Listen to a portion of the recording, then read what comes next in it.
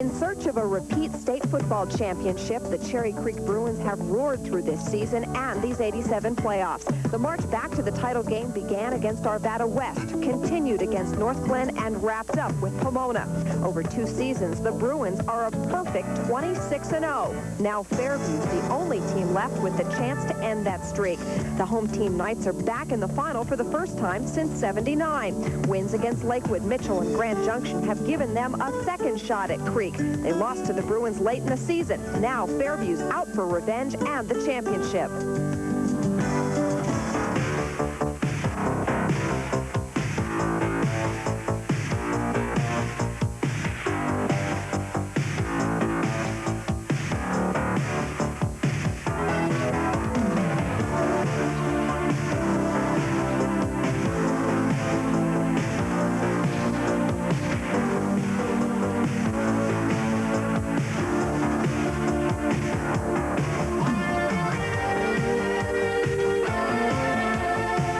Channel 4 Sports presents Colorado Championship Football. Today, live from Rec Field in Boulder, it's the Class 4A championship game between the Cherry Creek Bruins and the Fairview Knights. Today's game is brought to you by the Colorado High School Activities Association, by RE/MAX of Colorado, with 50 offices throughout the state to serve your real estate needs, by Breckenridge Ski Area, Breckenridge, genuine Colorado, by Samsonite, and Central Banks, both companies for Colorado. Now, here's Les Shapiro, Dominic Capra, and Marcia Neville. Good afternoon, everybody, and welcome to Rec Field on the campus of Boulder High School in Boulder, Colorado. If you want a traditional rivalry, we have one for you today. Playing for the state Class 4A high school football championship, the undefeated Cherry Creek Bruins and the Fairview Knights. For a look at Cherry Creek, let's go to Marcia. I think, Les, you have to agree with me that Cherry Creek does come into this one the favorite. They are ranked #1, the defending state champions, and should they win this ball game today, they will complete their second straight perfect season. The season began for Cherry Creek against Pomona when they beat them in a rematch of last year's state championship. At midseason, they then went on to shut down and shut out second-ranked Mullen. Their final big threat of the regular season was Fairview, the same team they'll play here today. The first time around, they shut out the Knights 17-0. Then, as the playoffs began, the Wildcats of Arvada West were the Bruins' first victims. They then went on to take on North Glen and recorded a big 34-6 semifinal win. That set up the season's second rematch of last year's state championship. And Creek beat Pomona this time as well, and that, of course, sets up today's All-Centennial League final. For the first time ever, Fairview and Cherry Creek meet in the state playoffs, and this time it's for all the marbles. They're playing for the state championship. Offensively, Creek finished the regular season tops in 4A. The Bruins average close to 31 points a game, ladies and gentlemen, and if an offense against them is lucky, they may pick up a touchdown. So, Les, I think those kind of numbers speak for themselves. Fairview's got a tough job ahead of them today. One thing in the Knights' favor we should mention, Rec Field is the home of the Fairview Knights as well as Boulder High School. And now for a look at the Knights, Dominic Capra. Fairview seems to be a team of destiny, Les. They were 7-2 in the regular season, but that's a little deceiving, because initially they lost to Mullen and then Cherry Creek and then Smoky Hill. But Mullen had to forfeit the game because of an ineligible player, and that afforded Fairview the opportunity to get into the playoffs as the second seed from the Centennial League.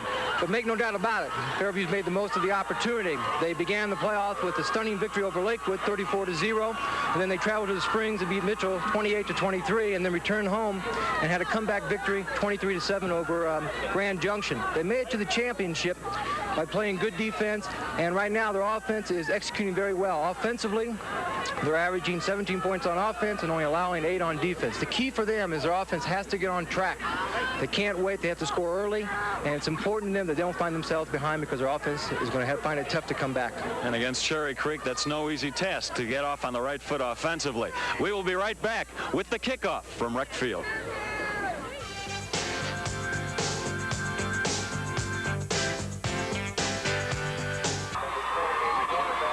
An overcast day here in Boulder, but mild. The temperature 53 degrees, humidity 38%. We did get a little rain, a few drops earlier in the day. Wind northeast at 3 miles an hour. Your barometer is falling. Now, besides the story about these two teams on the field, we have a fine story about two of the better coaches in the history of Colorado high school football. And for more on Fred Tassone and Sam Pagano, here's Marcia Neville. Well, Les, down on the sidelines here, I can hardly hear myself. The home team Knights do come into this game the underdog, but Coach Sam Pagano warns that his is an improved team since the last time these two met.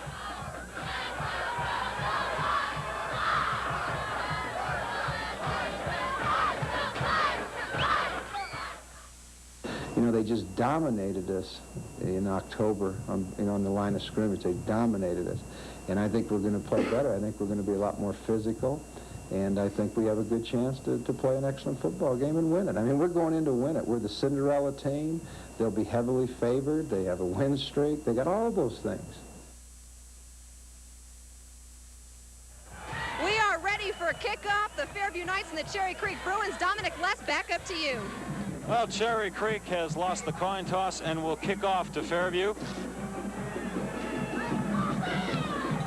The man to kick off for Cherry Creek will be number 2, Todd Ramsey. He will be kicking from east to west, which brings up something a bit unconventional about this stadium, Rec Field. The field does run east to west, very unusual for any field around this country. Most run north and south so that you don't get the sun in your eyes on one end or the other. Back to return for Fairview is Chuck Snowden, Chris Hunt, and Neil Cowley.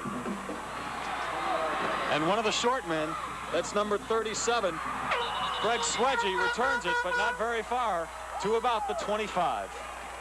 Let's set the offense for Fairview right now in the backfield. At quarterback, Kip Villarreal. Fullback is Craig Swedge. Tailback, Chuck Snowden. Flanker is Joe Benedetti. On the line, you have Clemenson at tight end. Gilbert, Coleman, Montler at center. You know that name, Bronco fans. Adams, Schobel, and Rutherford at the other tight end. Fairview in what they call the robust offense. 3 backs straight across. And the give goes to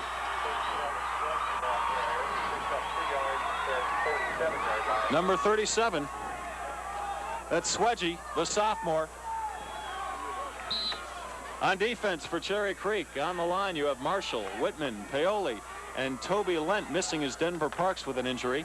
At linebacker, Hendershot, Tonkel, Burke, and Williams. And in the backfield, it's Garrity, Ritchie, and Manos. You'll see a lot of Scott Whitking, though. 2nd down and 8. Villarreal, it looked like a busted play. He still gets a few out of it across the 30. Les, I think the Villarreal came with the keeper play. He's going to fake a little dive off tackle and try to cut back against the grain, against Flo. Everything's moving to his left and kind of cut back against the linebacker Flo there. Kip Villarreal really doesn't run a whole lot. He gathered in 210 yards this year. Most of the time he's handing the ball off to Snowden, Swedge, Benedetti, Hunt, Wood. This time it goes to Snowden, who tries to turn the corner, but he's stopped short. Second man through. Snowden coming from the halfback spot, trying to cut off the block. Fairview in a punting situation from their own 32.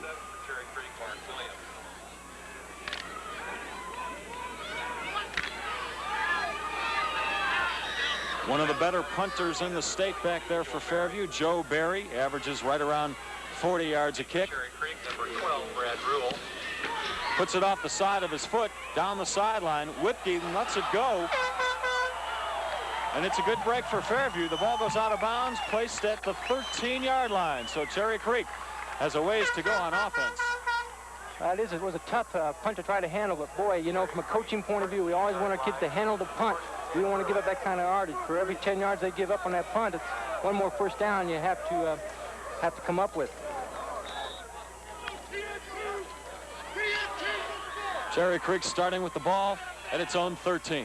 Your quarterback is Scott Harrison. Behind him, one of the best tailbacks in the state, Brad Rule, number 12. And the give goes to the first man through, fumbled by Murphy. Fairview looks like they recovered the ball at the 12-yard line. This is what Fairview hoped for, to get the turnover quickly, try to get something in the end zone. You're going to see the counter dive. Harrison's going to hand the ball off to Murphy with the lead back out in front, and he gets the ball stripped from him, and Fairview player comes up with it. Very unlike Jason Murphy of Cherry Creek. They call him the bowling ball because he's so steady, stays so low to the ground. But Fairview has that quick defense, which you'll be seeing all day. Right now, the Knights are on offense from their own 13. The give goes to the sophomore Swedgy, and he's down to the 5. Just a little ISO play out of the robust. We're going to have the lead back and a halfback leading for Swedgy, and he's a sophomore. And boy, he showed some poise there. A lot of pressure on that young man to step in as a sophomore, but right there he responded. And he's stepping in for a man that Fairview misses sorely. Jim Tomich, a fine fullback, a very good blocker, and can run the ball pretty well too. Tomich out with a broken ankle. 2nd down and 3. It's to Swedgy again, this time. No gain. Same play, other side, just didn't get as good movement off the line of scrimmage. The thing that's made the difference for Fairview, Les, is that their offensive line has really done a good job of coming off the ball in the playoffs. They've doubled their offensive output since they've been in the playoffs. During the regular season, they were averaging 14 points a game. During the playoffs, Fairview is averaging 28. And Coach Sam Pagano credits the execution of his offensive line for those bigger numbers. 3rd down and 3 for Fairview. Villarreal keeps, gets maybe a yard. What Villarreal is trying to do is to fake the fullback in there and try to follow that fullback up into the line of scrimmage, hoping that the defense is going to wrap up on the fake. And right there, Cherry Creek did a good job of reading the play. It looks like a player down for Fairview.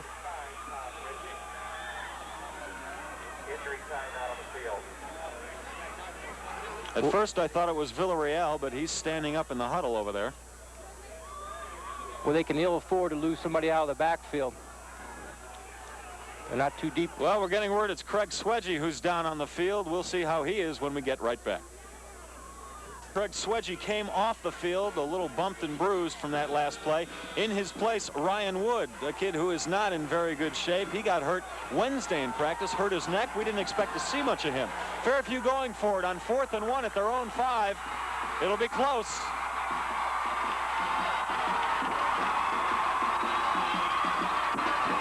The Bruins think they've stopped Fairview. Well, regardless, let me come out right now and say I think Sam made the right call. You don't think he should have gone for the field goal and put a quick 3 points on the board? Not in this game. Why not? Because I don't think 3 points is going to win the game. I think that he did the right thing. I think you need to give his kids some time, give them an opportunity to win. Well, we're getting a measurement right now, and we'll see how right Sam Pagano was. Well, this time the strategy backfired. Cherry Creek did, in fact, stop Fairview at the 4-yard line. So Cherry Creek takes over on downs, and here's the Cherry Creek offense for you. At quarterback, right there, number 14, it's Scott Harrison. You have Brad Rule at tailback, Murphy at fullback. Griffith and Myers will split time at the wingback. Across the line, it's Rogers who will alternate with Landis, Farley, Hitchcock, Kelazinski, Daly, Bergman, and Sean Embry. Creek comes out with the fullback up the middle, gets a couple. Here's the Fairview defense. On the line, you have Clemenson at end, Harper, Trevelyan, a fine nose guard, Gilbert, and Hamilton at the other end. At linebacker, in this 5-3 defense, you have Bonner Montler, Joe Barry, and Kelly Bynum across the middle. And at the backfield, Benedetti, Neil Cowley, and Chris Hunt. Fairview has quite a few players who go both ways. Cherry Creek does not, however. So they have fresh legs in on offense and defense. Flags in the air. That'll cost somebody 5. I think it was drawn off. Illegal procedure, 5 yards. Cherry Creek a little jumpy before the snap.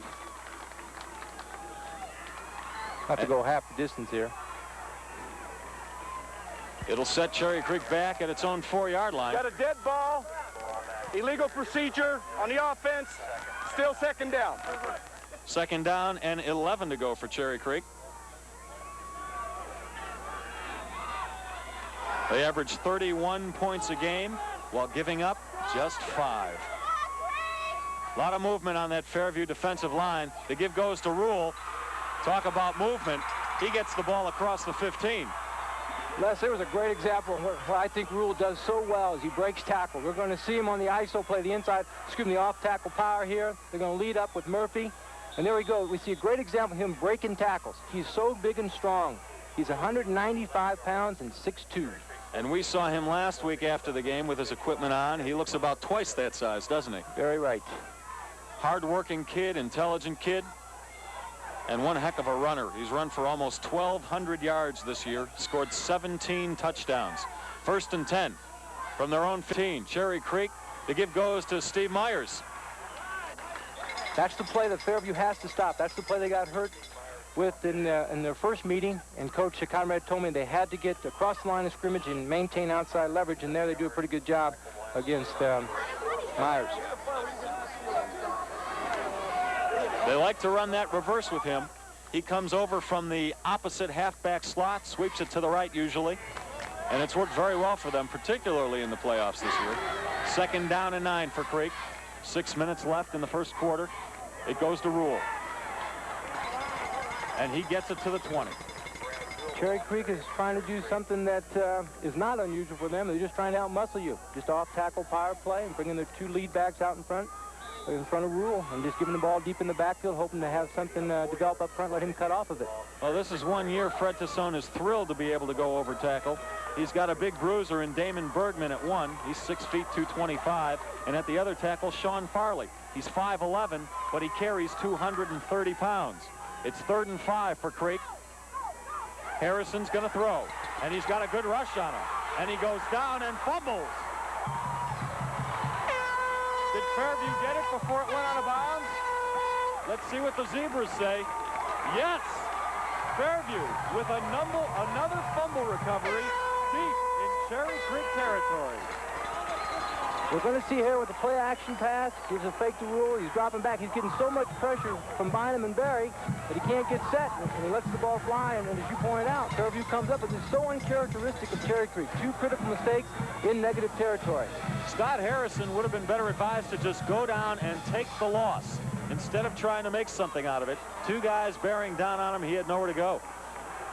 Once again, Fairview inside the 10. And the pitch goes to Snowden. He is in for the touchdown. Excellent block by number 24, Ryan Wood, and John Coleman, number 60. This is the toss sweep to the tailback, Snowden. You're going to see Snowden get the toss sweep deep in the backfield. You're going to see Wood and Swedgy out in front. He makes a good cut. That's the key thing in the tailback position. You have to read it deep in the backfield and make a cut off the block, the line of scrimmage. And boy, he's excellent at it. Ryan Wood took out a couple or 3 men on that play to make it work for Snowden and Fairview. Here's the extra point attempt by Chris Hunt, and it's good. So with 5 minutes left in the first quarter, Fairview leads this one 7-0. Well, Wood's not playing like he's hurt, I'll tell you that, Leslie. That Fairview touchdown from a different angle now. You know, we have to credit Snowden for a good run. If we can pick it up here, there it is right there. Number 24, Woods, does a great job of blocking up in front. Tremendous job. Like I said, he doesn't play hurt. Doesn't look hurt to me. Well, we're going to find out about the character of this Cherry Creek team. They are not down in many games throughout the year. Well, Les, it was really critical. I'm sorry, Les. It was just so critical that Fairview turned that opportunity into some kind of a score because they can't pass up that opportunity twice. Chris Hunt with a low kick for Fairview. Creek has trouble picking it up, finally fall on it at the 26, and that's where they'll start. 1st and 10 with 5:02 left in the first quarter. Well, so far this game has been everything we expected, huh? Exciting, big plays. If you can, keep an eye on that Fairview defense. One of the things that might be upsetting Creek is the way the Fairview Knights jump around on that line, especially Joe Berry, the middle linebacker, number 42. Watch how active he is. Almost offsides there. They put so much pressure on you, Fairview does, from their defensive line position. They're stunning, they're stemming, they're sending people. And I tell you, it makes an offensive lineman tentative, and you can't be tentative if you're going to play offensive line. You got to get off the ball and make something happen. Joe Barry, you saw right there dancing around. He tries to anticipate the snap. There are times he gets caught off sides because of it. But there are other times he'll get to the running back before the guy even has the ball. Right now it's 2nd and 10 for Cherry Creek from their own 25. The pitch goes to Rule. And he's hit right away. As I said, almost before he gets the ball. And that's a loss of about 4 yards. Again, a key for Fairview if they're going to stop the toss sweep to Rule. This is much like the play that Snowden scored on from Fairview. They're going to run the toss sweep to Rule, and you see Murphy out in front. But the difference is you get great penetration from the Fairview defense, and that's the key to stopping the toss sweep or any kind of sweep. You got to get across the line of scrimmage and play those people on your inside shoulder. It's the way to stop any great running back, and Brad Rule is a fine high school running back. You have to get to him before he squares those shoulders upfield and gets his power behind him. Well, we've been talking about the Fairview defense, the gambling defense, Les. You get a big play, sometimes you give up a big play, though. 3rd and 14 for Cherry Creek. They go up the middle for a couple. Just an inside quick trap with Murphy. Kelly Bynum come up for the tackle. Bynum's been pretty active. He has 3 of them. Creek is in a punting situation. We talked about how fine a runner Brad Rule is. He's not too bad punting the ball either. One of the best in the state, as is Joe Barry. Rule has a 45-yard punting average. He gets a good one away there. Benedetti will not try to field the ball. It goes out of bounds, and Fairview will start with it at its own 32. And we'll be right back from Rec Field.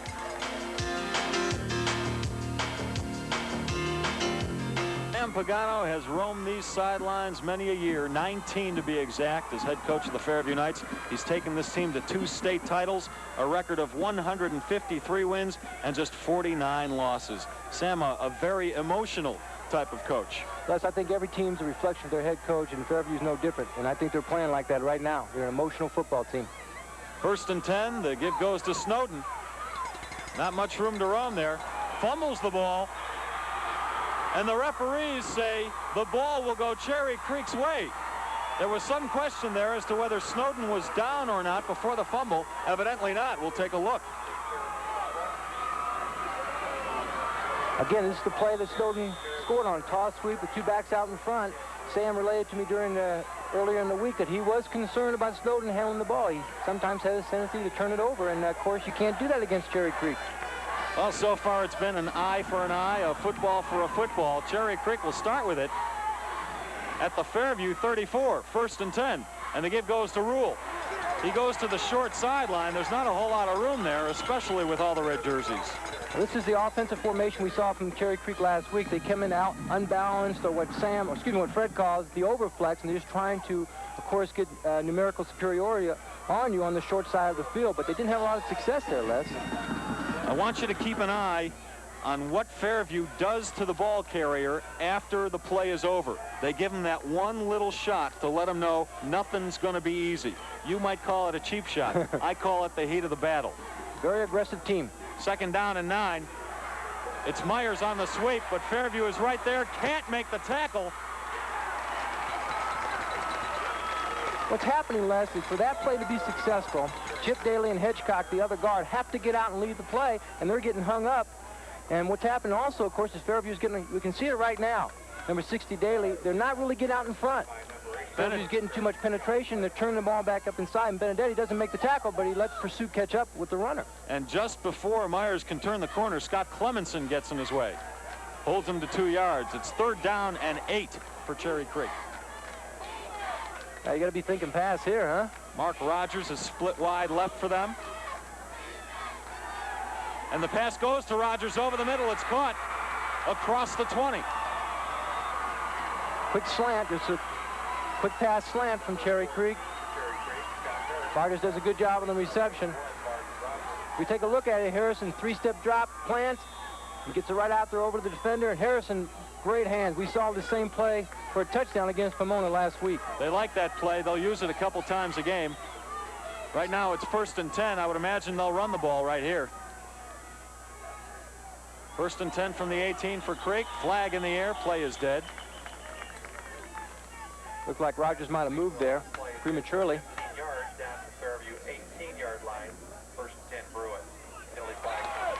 It's against Cherry Creek.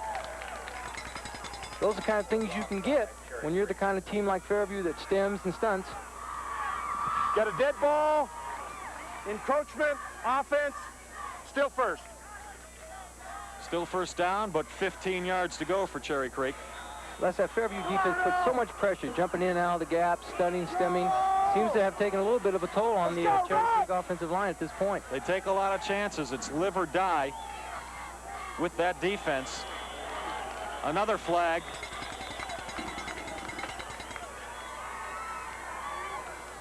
And it looks like another penalty on Cherry Creek if you want to take the Fairview Knights' word for it.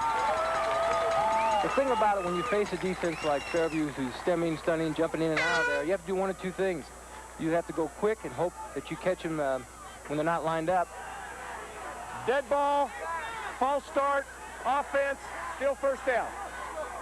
And of course, to finish that, or go late and let them get set so you can get down your blocking assignments. And right now, that didn't seem to be doing either.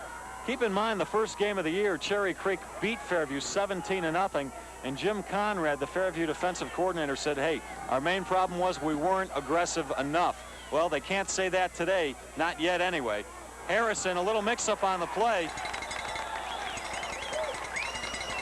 It was Murphy up the middle for virtually nothing. Harrison takes the ball from center. It looks like they're going to try to run the trap, but he never can get into the line of scrimmage, and it looks like Rule runs into him. And Rule shouldn't be anywhere close to him if they're going to run the inside trap. Second down and 20 for Cherry Creek. That's kind of unusual for a seasoned veteran like Rule. John Landis split left. And Rogers is right. They're going to Landis. He makes that catch over the middle. The exact same play, about the exact same yardage. Down across the 15 for Creek. They're still going to be short of a first down, however. Well, you have to credit Landis with a tremendous job on the quick pass slant. He just gets his body between the ball and the defender, and Harris delivers the ball right on the money. And look at him screen off the defender and bring the ball down. All right, Cherry Creek still with the ball. It's the end of the first quarter. The score, Fairview 7-0.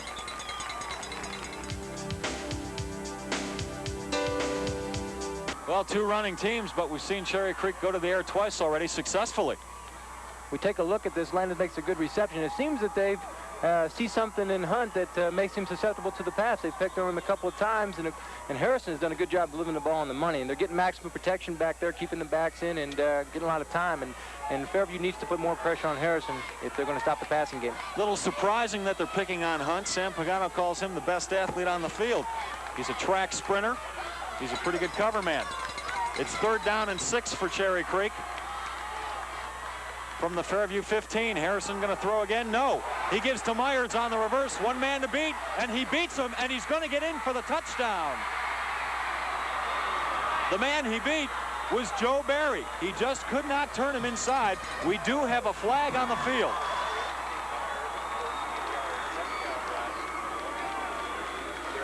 I don't know if we're going to get a chance to see it. I think we're going to get clipped by Emery in the end zone. Boy, that kills you from an offensive point of view. You don't want that to happen. Nice play, nice deception on the part of the quarterback, Scott Harrison. We told you they like to run that sweep to Myers. And that time, they might not have done a good enough job. We'll see what the call is. It is against Creek. You know, Les, last week, Cherry Creek kind of got out of their mold. You know, they like to run behind Embry, and they went to the split side. Now they're back running behind Embry on the toss sweep and the off-tackle power. Now, of course, with the little gadget play here. Here's another look at it.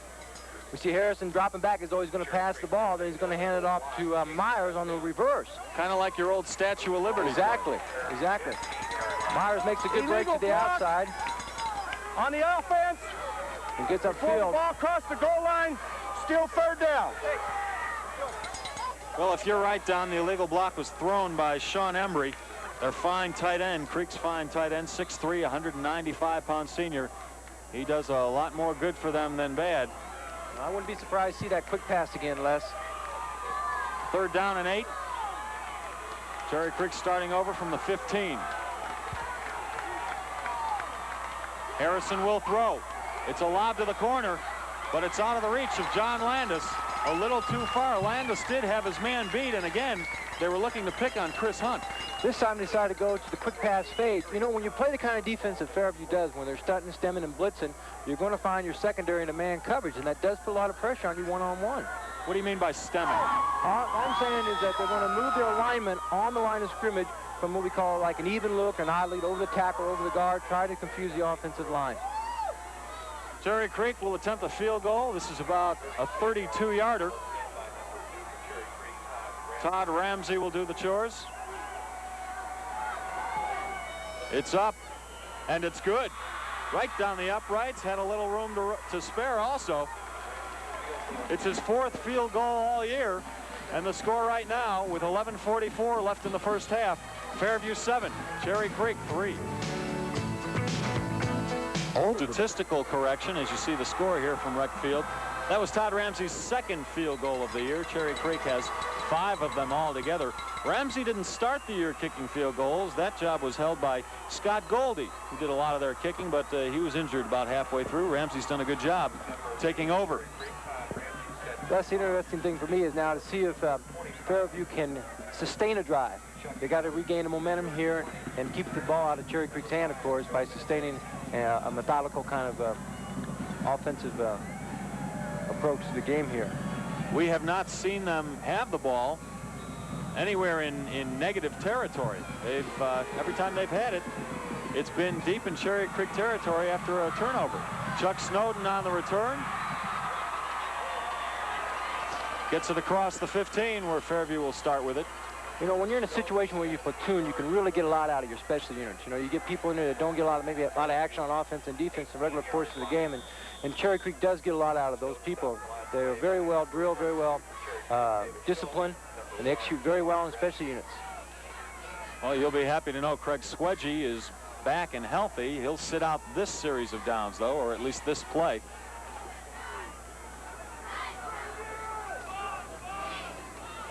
Snowden takes the ball up the middle, almost to the 25. Fairview did a good job of getting off the line of scrimmage. We got Snowden at the fullback spot now. He's going to be the 2nd man through. We're going to get a little ISO. We're going to get the halfback leading there. Number 24, Woods. One thing Snowden does, Leslie, does a good job of cutting back against the ground. He finds the seam very well, and that's why he's ideal for the tailback spot. Sam Pagano said his $64,000 question this week is, can Snowden run as effectively without Jim Tomach, their fine fullback, blocking for him? Well, so far, the answer is yes. Snowden gained 5 on that last play. He picks up another 3 here. Same play at the other side. We see Fairview in their robust formation, and they really like to feature the fullback when they're in robust, and they move Snowden in that spot because they want him to get the football most of the time. Let those other 2 backs lead for him. Here are your first quarter stats. See, Creek has 2 first downs to none for Fairview. You might say, then why is Fairview leading? Well, it's because Fairview hasn't had to go 10 yards very much today. They've had the ball deep in Cherry Creek territory every time. Cherry Creek has some success throwing. I think that's going to be a critical part of this game as it develops. 1st and 10 for Fairview. They picked up the first down there. They're on their own 28. This time Villarreal keeps. Nowhere. Villarreal took the ball down the line, looked like a dive option, but he couldn't turn the corner and couldn't make anything happen. You know, 2 coaches during the playoffs told me this. He said, in order to win the championship, you have to be able to throw the ball. And those 2 coaches, believe it or not, were Sam Pagano and Gary Klatt from 2 obviously running football teams. Well, it's funny you mention that. Their last regular season game, Sam Pagano tried to install a passing offense, at least more of a passing offense, against Smoky Hill, and it didn't work. They got beat going into the playoffs. So the very next week, they went right back to the running game, and this is why they're in the championship. Snowden cuts back against the grain, as he does so well, to the 35. This is why I think Snowden is ideal for the tailback spot. You want to get the ball to the tailback deep in the backfield so he can get a full field of vision and he can cut off those blocks. And Snowden does a good job of cutting back, which I think he does so well. Up front, Fairview's doing a good job. Well, they have a man at center, number 55, Bonner Montler, who's had some pretty good schooling. His dad is Mike Montler, who played center for the Broncos, also played on the offensive line for the Buffalo Bills when they had O.J. Simpson. Mr. Montler was part of the group they called the Electric Company. 3rd down and 3 for Fairview. The give goes to Snowden again. He's close to it. Counter dive to Snowden with the halfback leading again. This is going to be the key for Fairview. They're going to have to get the job done up front, and they have so far, particularly through the playoffs. You hear from the cheer of the crowd, they did get the first down. Right. Sam told me earlier in the week, Les, that this offensive line scored or graded out higher than any offensive line he's ever had in those 19 years, and that's quite a compliment. When you score 89 and 90% for an offensive lineman, that's incredible. I know from being a head coach that if we had a kid who scored 80, we felt pretty strongly about that. Dom is referring to the film sessions where each player is accorded a grade. 80 or 90% is an excellent one. Fairview is trying to mix it up. They're going inside with Snowden and trying to bring Villarreal to the outside on the dive option, and not having a lot of success so far. I'm not real impressed with Villarreal's running ability. He seems to have slow feet. Yes, he doesn't seem to react at this point very well, and maybe, of course, Cherry Creek comes out and they anticipate him. Boy, I tell you, there's a big loss for Cherry Creek. Toby Lent. Toby Lent being helped off the field by the Cherry Creek trainers. This is a kid you don't want out of your lineup. He's 6'3", he's 225. He is a Division I prospect at linebacker or the line. Looks here right now like either a knee or an ankle injury. They can't afford to lose him. He's definitely an impact player. He missed the first 2 games of the year with a leg injury. I wonder if it's the same problem. Fairview with 2nd down and 10 from their own 40. And the blitz is on. Swedge up the middle, doesn't get much. Well, it looks like Cherry Creek's trying to give Fairview a little bit of his own medicine. Looked like they blitzed Billy Burke that time, number 51, from the inside linebacker spot. You know, he didn't get to the runner, but he did get a piece of him and maybe slowed Swedge down a little. That's the key, you know, to try to disrupt the action, and the backfield action really makes a big difference, slow up the action of the play.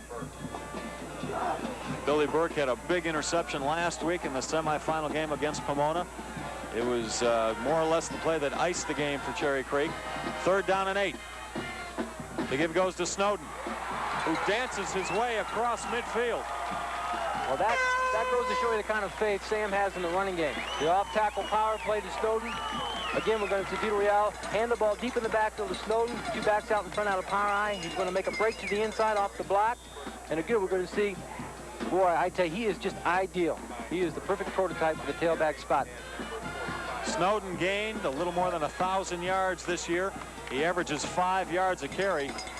That time he got about 9. It's 1st and 10 from midfield for Fairview. Again to Snowden. That Fairview offensive line is just blowing open holes for him. And right now, let's go down to Marcia Neville.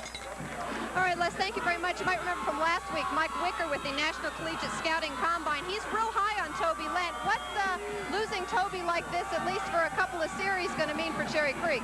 Well, that's going to hurt Marcia. He's probably the best defensive player on the field and a great one for him, so that's got to hurt him, I would think.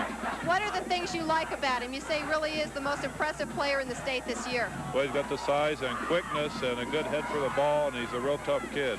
Any prediction on where he might go next year? No, I don't know. Of course, that's up to the college coaches and whoever recruits them, but I think a lot of people are interested.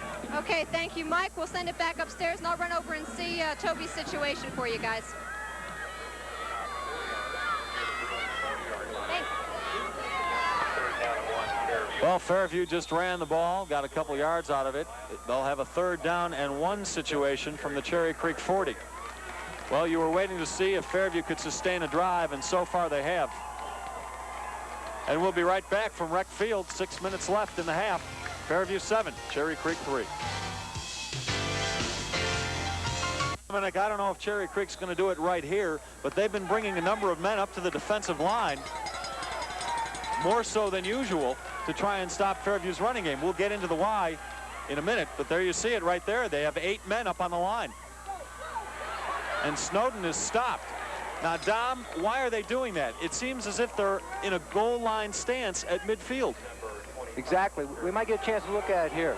Taking off on your point, Les, what Cherry Creek's trying to do is they are much like a goal line situation. They're trying to get in the gap and get penetration and force the play outside and let, of course, the linebackers and the DBs come up. But what's happening is Fairview's blocking down on them, blocking down, and the backs are kicking out, and that's why Snowden's having such good success running the off-tackle play. So Cherry Creek might be getting too much penetration, and that's why Snowden is finding room up the middle. Right, exactly. They're being cut off from pursuit and moving down the line laterally. Well, Fairview did not get the first down that play. They are a yard short, but they are going for it. And now you see another goal line stance for Cherry Creek. Flags in the air. A lot of contact on that line. Now, I don't know if Sam went with this play, but we go, usually in this situation, you'll go with the freeze play. Well, whatever he was looking for worked, because they drew Cherry Creek offsides, and Fairview gets the first down without having to work hard for it. Encroachment, defense, first down. When we talk about a freeze play, so it always mean is the offense is going to come to the line of scrimmage, and really is either going to just stand there and hoping to draw off the defense, or they're going to call a timeout and get ready to punt the ball. So all just looking for a break and looking for Cherry Creek to make the mistake. 1st and 10 from the 35. That's Benedetti in motion.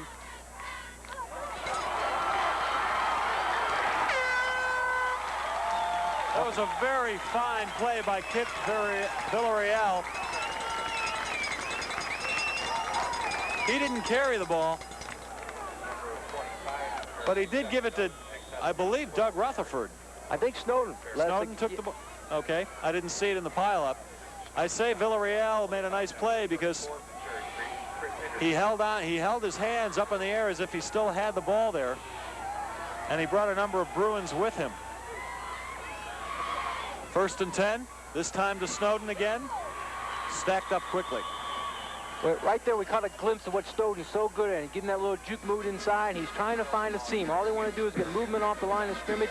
And you can see why this line graded out so high and in Sam's offense. Boy, they are doing a tremendous job of getting off the football. And that's been the difference. Well, they like to run it behind Bonner Montler at center and John Coleman at guard. Coaching staff calls Coleman just a hard-nosed, dirty old lineman. And he's doing the job today. 2nd down and 8. Again to Snowden over the right side this time. Across the 20 to about the 11. Check that, the 16. Again, we're going to see Fairview attacking the off-tackle play. Everybody's going to block down. Backs are going to lead up in there, and Snowden's going to hit it right off the off-tackle and cut back. And that's what he does so well. Cut against the grain, try to pick up the big play. And that's how you do, cutting against the grain. That's how you pick up the big play. Les, correct me if I'm wrong. We have not seen Villarreal throw the ball yet, have we? No, we haven't. They haven't needed to, though. 3rd down and 3 from the 16. This time it goes to Swedgy, who breaks a couple tackles, almost turns the corner, gets a couple yards. Well, young man showed a lot of tenacity in there from that fullback spot. Did a good job hitting and spinning, trying to make something happen, but Cherry Creek was able to wrap up on him. The incredible thing about Swedgy is he's only carried 6 times all year coming into this game. He already has that many carries. I tell you, he's responding well as a young man who's only a sophomore. I'm impressed. It's a lot of pressure. Bodes well for Fairview in the future. Swedgy just a sophomore. Ryan Wood just a sophomore. He gets a lot of work at halfback. Chris Hunt just a junior. Snowden just a junior. 4th down and 1. Villarreal wants to talk things over. He didn't like what he saw, didn't like the feel of the play that was called. Well, I think, again, Les, I think they went with a freeze play again. Trying to draw Creek off sides, didn't work. We'll go to a commercial right now with 2:41 left in the half.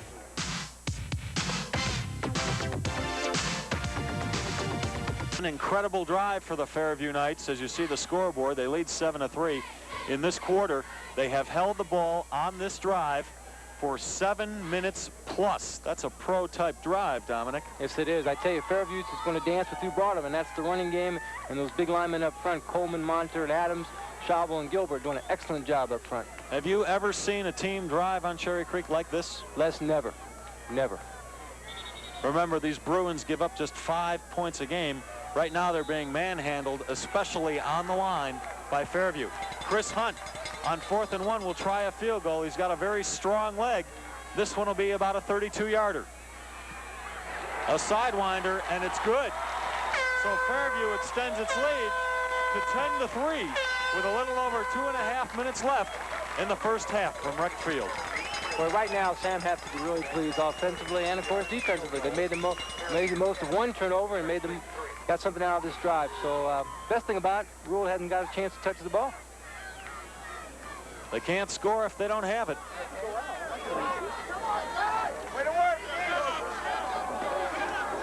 On the sidelines, it looks like the Cherry Creek trainers working on the injured knee of Toby Lent. They've got to get him back in the ball game if they want to stuff that Fairview run. He could sure help them. Tell you, with a team like Cherry Creek, there's plenty of time. When you have somebody like Rule and Murphy in the backfield, I'm sure that Fred wants to put something more on the board before they go in.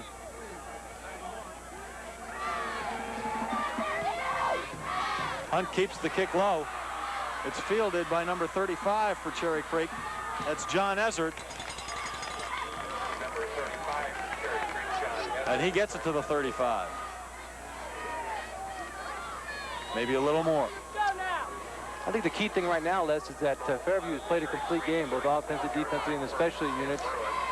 They made a critical mistake, of course, with Snowden's fumble, but it didn't hurt him as bad as it could have, obviously. Now, before you write off Cherry Creek, remember Fred Tassone has been here many, many times. They're going for their 4th state title in 6 years. The yellow flags fly.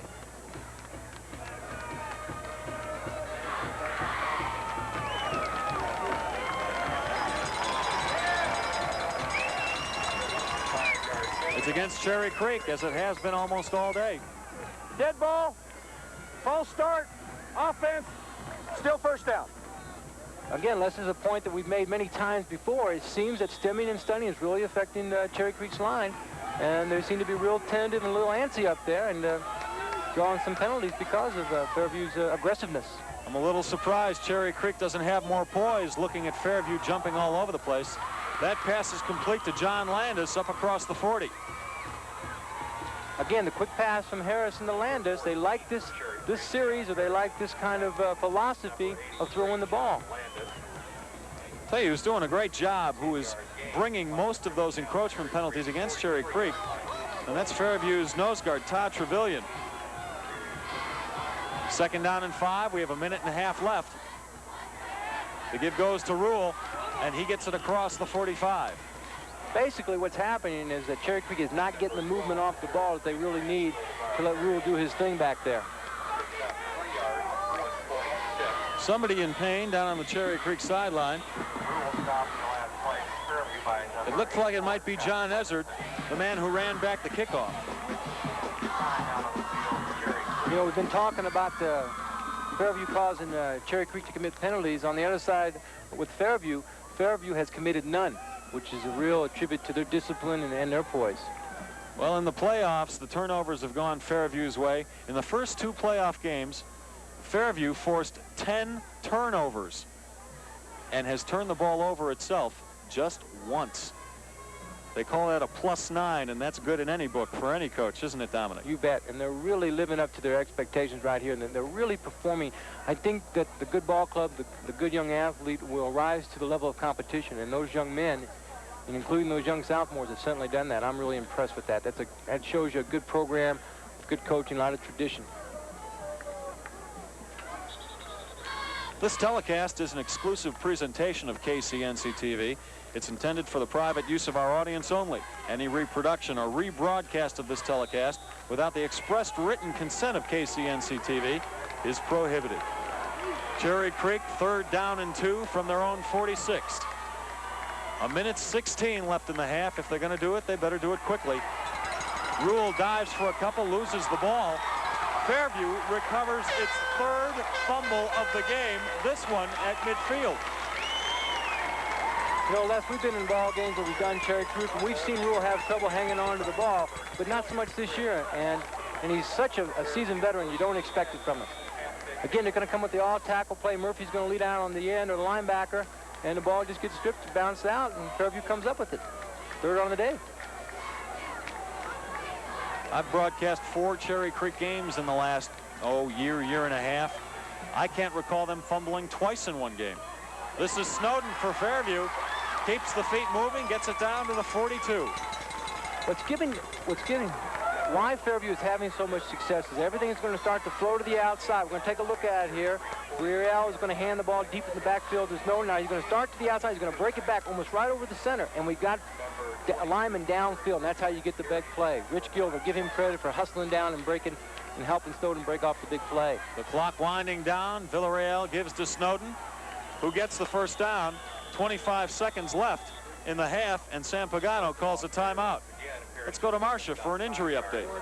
All right, Les, just back from the Cherry Creek sidelines where folks are real busy over there. If you didn't notice, you were missing starting right guard for Cherry Creek, Hedgecock. He was injured in warm-ups, has a left knee all taped up. As far as Toby Lent, they were fixing his right knee, and he actually borrowed knee brace from Denver Parks, who was injured last week. John Ezzard looked as though he was in a whole lot of pain. Looked like the left lower leg in trouble over there. So the medical folks real busy over in the Cherry Creek sidelines. People are hitting real hard out there in this championship matchup today, folks.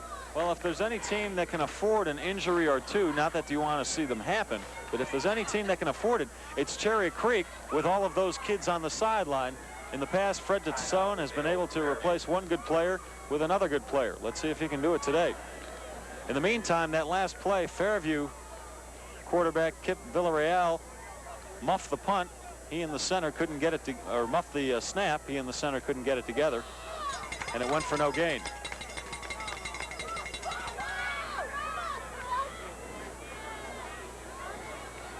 Plus, it looks like Fairview is giving some of their first-line people. They're spelling them right here. Unless Chris Hunt is going to kick a field goal. Whoa. Well, don't say whoa yet. I know. Well, let me tell you why. I know what you're going to say. If they do attempt a field goal from here, it's a 55-yarder. That's why I said whoa. And he has a 55-yarder this year, believe it or not. Chris Hunt has kicked one from this far, and they are going to attempt it. What? Remember, if he comes up short, and chances are he could, it still will work almost as well as a punt for Fairview. Exactly. I've seen 51, but never 55. That one looked like it was tipped a little. Whitking fields it at the 10-yard line and goes out of bounds at the 24 with just 3 seconds left. Cherry Creek will take possession. Number 28 for Cherry Creek, Scott Whitking fields the short field goal attempt. Timeout on the field. There's a man down. This time it's a Fairview player, number 72, Rich Gilbert, the senior offensive lineman. Boy, they don't want to lose him. He is really quality. 6'5", at about 215. He makes it happen. He's a Division I prospect. A lot of the scouts, a lot of the college scouts like him as a college linebacker. Heck of a blocker. You know, Les, we had a chance to watch Fairview during practice. I believe it was last Wednesday, and the thing that was impressive about him is his feet. You know, his lateral movement, he's got quick feet, gets off the ball, and boy, he's really exemplified that today. Well, we have another close ball game between Fairview and Cherry Creek, as they usually are. During the regular season, we told you Cherry Creek won 17-0 in one of its harder fought wins. The last time Fairview beat Creek was 1984, and that score was a close one too, 12-10 in the Knights' favor. You know, Les, reading the paper today, of course, no one that I read picked Fairview, but I tell you, I knew it was going to be a tougher game. Whenever Sam and Fred go at it, especially up here in Boulder, I knew it was going to be a tough ball game. Gilbert taken off the field. These two coaches have been bumping heads since 1969. They've been going at it for 19 years now. Just incredible. A great tradition, great coaches. They get along well off the field also. They've had their spats, mainly football related, but for the most part, they get along well. In fact, I believe last week, they and a few other coaches went out together for a few toddies. 3 seconds left. Let's see if Cherry Creek just runs out the clock and goes into halftime. Harrison's going to throw, and he's going to throw deep, and it's caught at midfield, but the gun goes off as the Cherry Creek player, that's Rogers, is brought down. So at halftime in Boulder, Colorado, from the state Class 4A championship game, it's Fairview 10 and Cherry Creek 3. Well, Les, I think it's easy to say now that I'm not surprised, but I'm really not. You know, thinking about it this morning, I knew it was going to be a tough game when you get Fairview and Cherry Creek in the championship. All right, we're going to go down to Marcia for some halftime festivities. Festivities, maybe a little bit. 10-3 is a good lead on Cherry Creek, Coach Pagano, but certainly not something you want to lay back and rest on here at halftime. We're playing good. We're really aggressive. We started out with a lot of emotions. Turnovers, 2 by them, 1 by... We turned 1 over and gave them a little opportunity. I'm a little disappointed we didn't capitalize on that other turnover, but Marcia, they're really hitting. It's an exciting game, and Cherry Creek is so explosive. We got our work cut out the second half with a short lead. You going to make any changes, or you like what you've seen so far? No changes, as long as anybody don't get hurt, and we just keep playing this way. All right, get off and get to it. Thanks. Coach Sam Pagano, your leading coach, 10-3 here at halftime against the top-ranked Cherry Creek Bruins. Gentlemen, a bit of a surprise here. You're right, Marcia. It is a bit of a surprise, and we'll be right back for more surprises in a minute.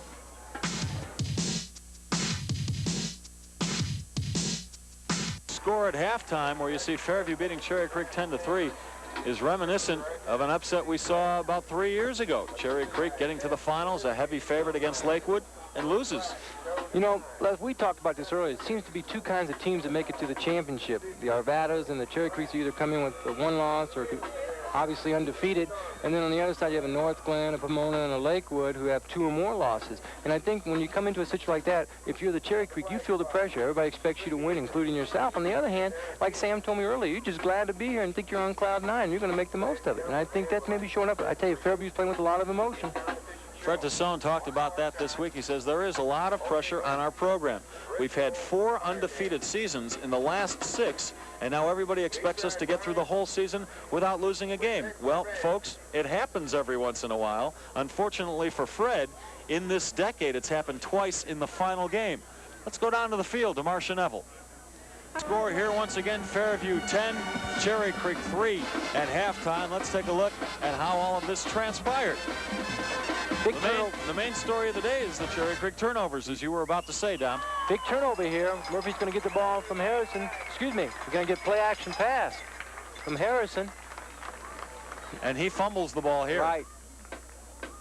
Big turnover for Fairview. Deep in Cherry Creek territory.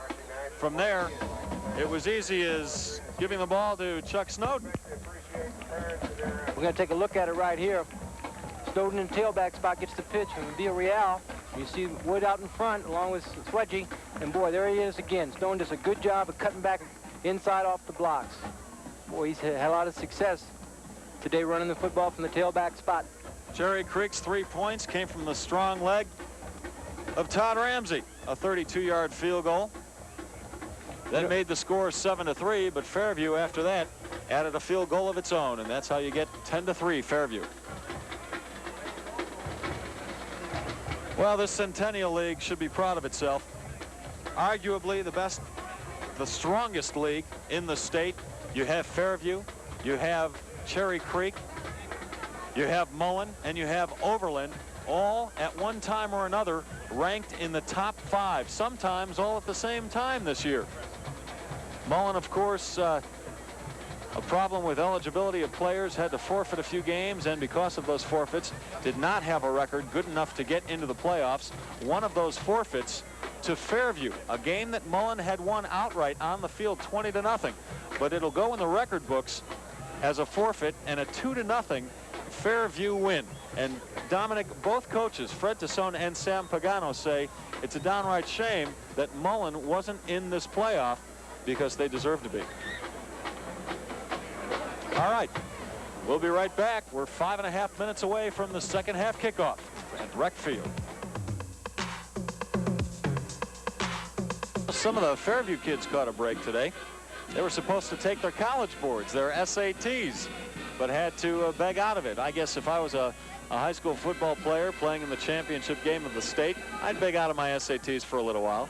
You know, you want to put things in perspective, and sure, those exams are very, very important. They'll have opportunity less, but you know, it's a great opportunity to be in the state championship. It only comes sometimes once in a lifetime.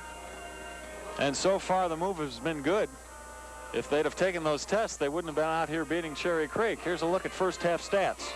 If you look at the stats, of course, the glaring stat is the rushing yards by Fairview. They have 101 yards as opposed to Cherry Creek's 21.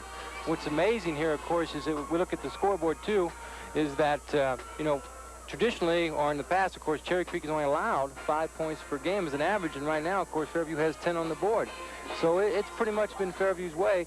You know, obviously the critical thing right here is that Fairview has maintained the ball. They've done a tremendous job of getting the ball to Snowden. He's done a good job of running up in there, making a break, getting the big play, and sustaining drives, and keeping the ball out of Cherry Creek's hands, and particularly Rule. An example of just how tough the Cherry Creek defense has been all year. Only one team up until today has scored more than 9 points against the Bruins, and that was Overland. Already, Fairview has 10. You know, before we went to break, we talked about how tough the Centennial League is, and we talked about Mullen not being here, but look at Overland. You know, Overland has beat 4 playoff teams, Grand Junction, North Glen, Lakewood, and Arvada West, and, you know, they've got to feel like the odd man out, too. You take a look at Fairview making its way out of the locker room. I would guess the main thing on Sam Pagano's mind, their head coach, is we've got to keep up the intensity.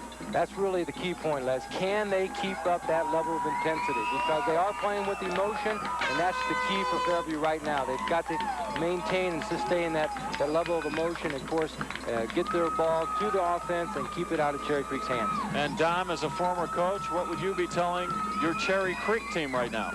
Well, I'm going to tell you right now, I'm not going to water this down. I'm sure Fred has come face-to-face with those kids and say, listen, you know, this is it. We got a half of ball to go, and we either got to get it together, we're going to be out. And this is a good football team, and you better raise to the level of competition that you've been playing. And so far, I don't think that's happened on the Cherry Creek side. Fred is fond of saying, in crisis situations like these, you appeal to the seniors, especially in a game like today, where there is no tomorrow for the seniors. Exactly. And, you know, Freddie's been around a long time, and he knows what it takes, and he's going to get right to the heart of the matter, you know. You know, we talk about strategy, what kind of adjustments, and sometimes the only adjustment you need to make is in your chin strap. And I think that's where Freddie's coming from today.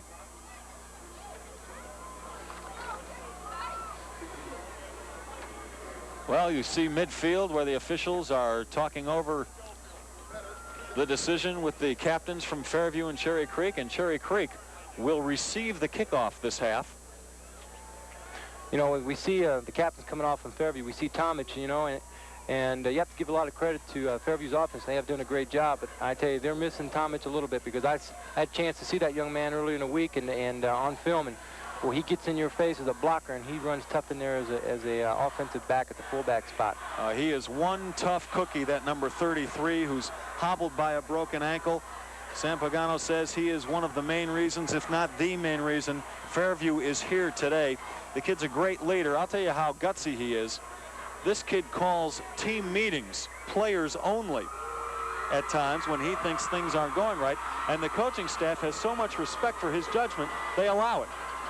Well, a little upmanship here, Les. Let me tell you a story that Sam told me. They were in a game, the kid had those 3 fractures, and Coach Sam was getting the call from the box, and they're saying, Coach, we got to get him out of there. He's hurt. He's hurting us a little bit. And they went into halftime, and Sam told the young kid, he says, listen, you know, you're hurting us a little bit. And the young man stood up and said, Coach, I'm better on one leg than anybody behind me on 2. And that's the kind of character that young man has. And there's a lot of truth to that. An amazing story about him, if we haven't hit you with enough already, is the fact that earlier in the year, he had a broken leg and played on it. He is really a tough young man. You know, I think he epitomizes what Fairview stands for. I think he characterizes for Sam and his ball club what's going on. Good look at Sam Pagano over there. He has a son, John, playing linebacker at Mesa College for Bob Cortez, a team that's doing pretty well these days in the NAIA playoffs, playing today in the 2nd round. Fred Tassone also has a couple of sons who have been pretty good football players. His son Ron, currently a defensive back at CSU, and his son Tom Tassone was the only Cherry Creek football player ever in the history of the school to win the Golden Helmet Award, signifying the best Colorado high school football player. He was a quarterback, a high school All-American. That came in 1972. There's so much tradition between these two teams, the families, the players on the field, so many of them related to current college stars or former pro stars. Sean Embry of Cherry Creek, the brother of John Embry, who's now playing for the LA Rams at tight end. The son of John Embry Sr., who played a little for the Broncos. On the Fairview side of the ball, you have Bonner Montler, whose father Mike played for the Broncos and the Buffalo Bills.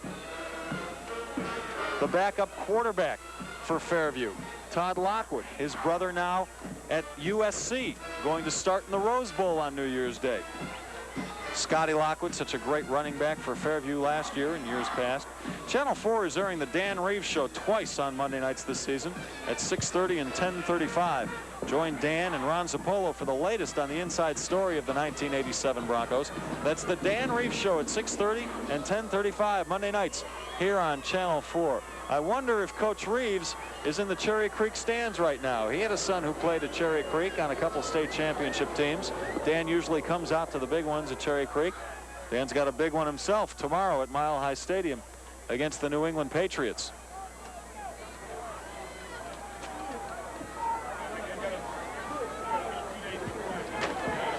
I haven't been able to see if Toby Lent is healthy and ready to come back for Cherry Creek. Lent, the fine defensive end, came out between the first and second quarter with a knee injury, it looked like. Cherry Creek could sure use him the way Fairview is moving the ball on the ground.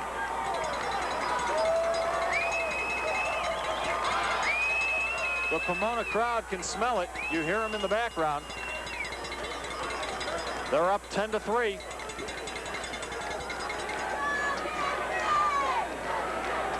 We get a word in for the officials today. Your referee is Steve Juszczyk. His brother Dave is the umpire today. The linesman Mike Contreras, the line judge Bill Schmitz, and the back judge Cliff Hendrick. Schmitz and Steve Juszczyk are pretty good officials. They work in the Big 8 these days. In fact, they worked the Nebraska-Oklahoma game a couple of weeks back. So you've got some good experience on the field in those striped shirts. The key thing here, Les, of course, is Cherry Creek has to regain the momentum. They have to get a drive together, sustain a drive, and, of course, from their point, punch it in. Chris Hunt kicks it off. Jack Griffith fields it, does a little dancing, and then he's brought down. Excellent execution on the part of Fairview. Pinning the ball in the corner, hitting the ball in the confident corner, and trying to pick up the 12th man with the sideline. They did a good job there, excellent job on the kickoff, hitting Cherry Creek deep in their own territory. Returns punt kickoff to the Bruin 9-yard line. Griffith stopped by number 12 for Fairview, Kelly Bynum, and number 57, Todd Trevelyan. So Cherry Creek will start with the ball at its own 9-yard line.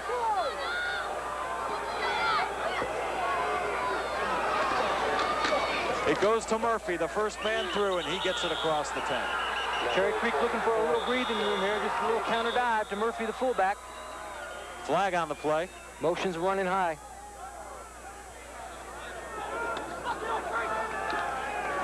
Murphy picks up. Personal foul against a Fairview player. That'll cost him a little. I believe that's the first one for 15 there, Les. First penalty in this game for Fairview, but a big one, too. By number 5, Joel Benedetti. Dead ball, personal foul, defense, first down. Well, somebody threw an elbow or a knee that shouldn't have. Well, you don't want to do that if you're Fairview. Boy, it gives them a lot of breathing room now. Execute the offense. We take a look at Cherry Creek and their unbalanced line. Last thing you want to do is stoke the Bruins' fire. That time it goes to Rule. He's stacked up right after he gets the ball in his gut. Cherry Creek tried to fool the Knights. They went away from the overshift to the unbalanced line, and Barry stepped in there and made a good tackle, number 42. Hey, tell me a good time to get in the plug for Sam Pagano's football camp. Let me know when I have some time, okay? I promised Sam. I told him he should fly an airplane around with a banner on the end of it. He thought that might be too tacky. But we'll get it in, Sam, don't worry. Second down and 10 from the 27. The pitch goes to Rule. He's going to throw. Nobody within 5 yards of that one. Cherry Creek likes to spring that one on you every once in a while, and it's been pretty successful. Rule has a pretty good arm. In fact, some college scouts are looking at him as a college quarterback. But that time it went nowhere. That time, unless they decided to pick on Joe Benedetti, he did a good job on coverage. Hands up, Park! Hands up! Come on up! Big down for Cherry Creek, 3rd and long. 3rd and 10 yards. A lot of movement on Fairview's side. They're blitzing. And they've got pressure on Harrison. And they've got Harrison. Tremendous pressure by Tim Hamilton, number 88, coming from the outside. You just don't know when they're going to bring everybody. But you do know it's going to be often. Harrison, straight drop back pass, looking downfield, keeps getting depth, can't find anybody, and Hamilton just puts too much pressure on him, grabs him around the neck and hauls him down. Excellent job by Hamilton from the outside. They call Tim Hamilton the sack man, and you just saw why. Timeout, Cherry Creek. Cherry Creek taking a timeout, trying to regroup. It's 4th down and 22, an obvious punting situation. We'll see what Cherry Creek does with it when we get back.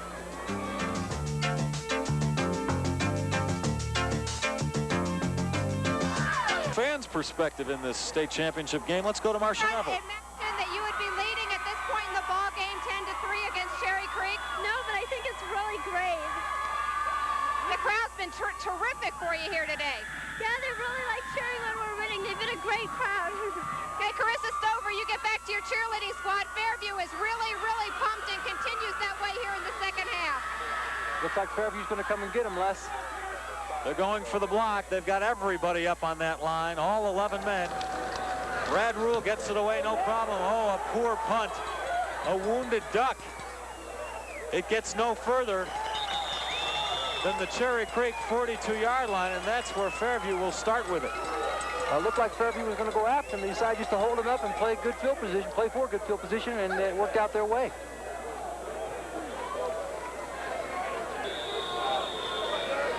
Rule's having a rough day so far. 1st and 10 from the 42. The Fairview Knights on the charge. Goes to Snowden.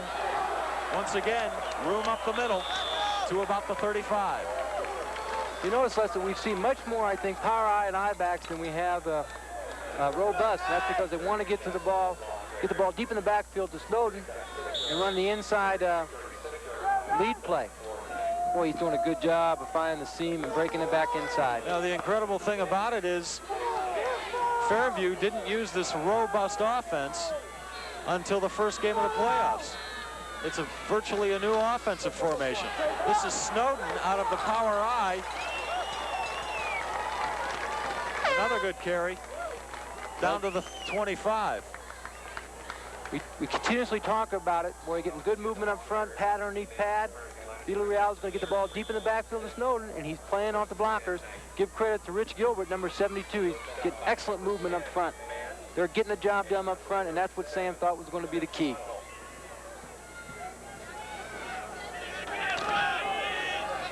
Joe Benedetti comes into the game on offense for Fairview. I think Woods is hurt. Ryan Wood came into the game with a bad neck. Played extensively in the first half. That time it goes to Snowden. He's racked up quickly. You see Mike Whitman, number 7, on the tackle. But Cherry Creek again is trying to counter Fairview's offense with much of the same philosophy of Fairview's defense. They're starting to put pressure on the offense, starting to blitz, and that time we saw Billy Burke, number 51, on the blitz. If you were Cherry Creek defensive coordinator Mike Wolford, would you stack your guys up more in the middle? Kill that play? I just think they got to get more penetration, Les. I think they got to get off the ball, and they're being handled up front. First pass of the game for Fairview. It's complete to Benedetti, and he gets across the 15. Excellent execution by Villarreal on the little semi-sprint. Gets the ball in the flat to Benedetti, number 5. You're going to see the semi-sprint action by Villarreal. He pulls the ball up and delivers it right on the money, and Benedetti hauls it right in. When you see Benedetti in the game lining up in the backfield, it's usually because he is going out for a pass. He is their best pass receiver, he and Joe Barry. He had a touchdown against Grand Junction last week. Another 1st down and 10.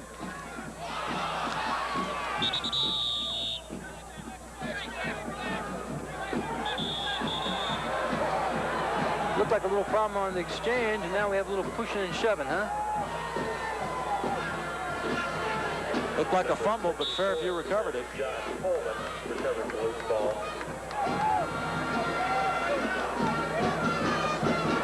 Well, that's been the difference so far. Fairview fumbles, and they recover their own fumble. Cherry Creek fumbles, and Fairview ends up with it. Coaches will tell you, it's the turnovers that'll get you every time. 2nd down and 10 from the 16. Villarreal brought down for a 4-yard loss. Well, we saw Billy Burke a couple of plays ago coming on the blitz, and here he is again, sacking the quarterback, Villarreal. Boy, this kid Burke is a tough one. Very aggressive. 3 years on the varsity now. Les, he runs so well. Here we see him on the blitz again. A little semi-sprint again by Villarreal, trying to get the ball down the line outside. And Burke's got a little too much speed for him. Fairview takes a timeout. And we'll be right back in Boulder, where Fairview leads 10-3.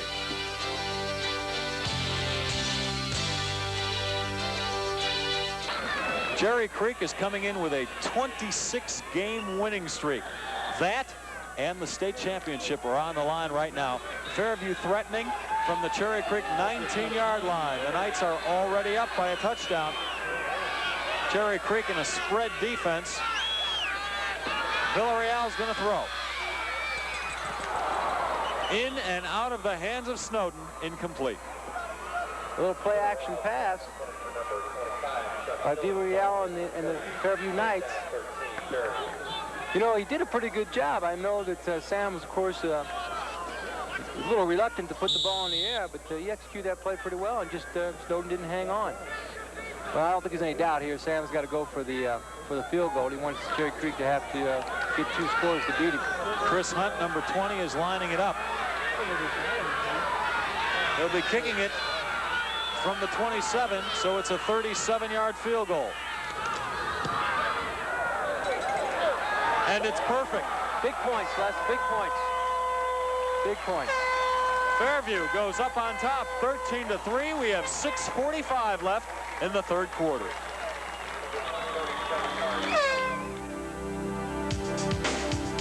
Fairview will be kicking the ball off to Cherry Creek. The Knights with a 13-3 lead.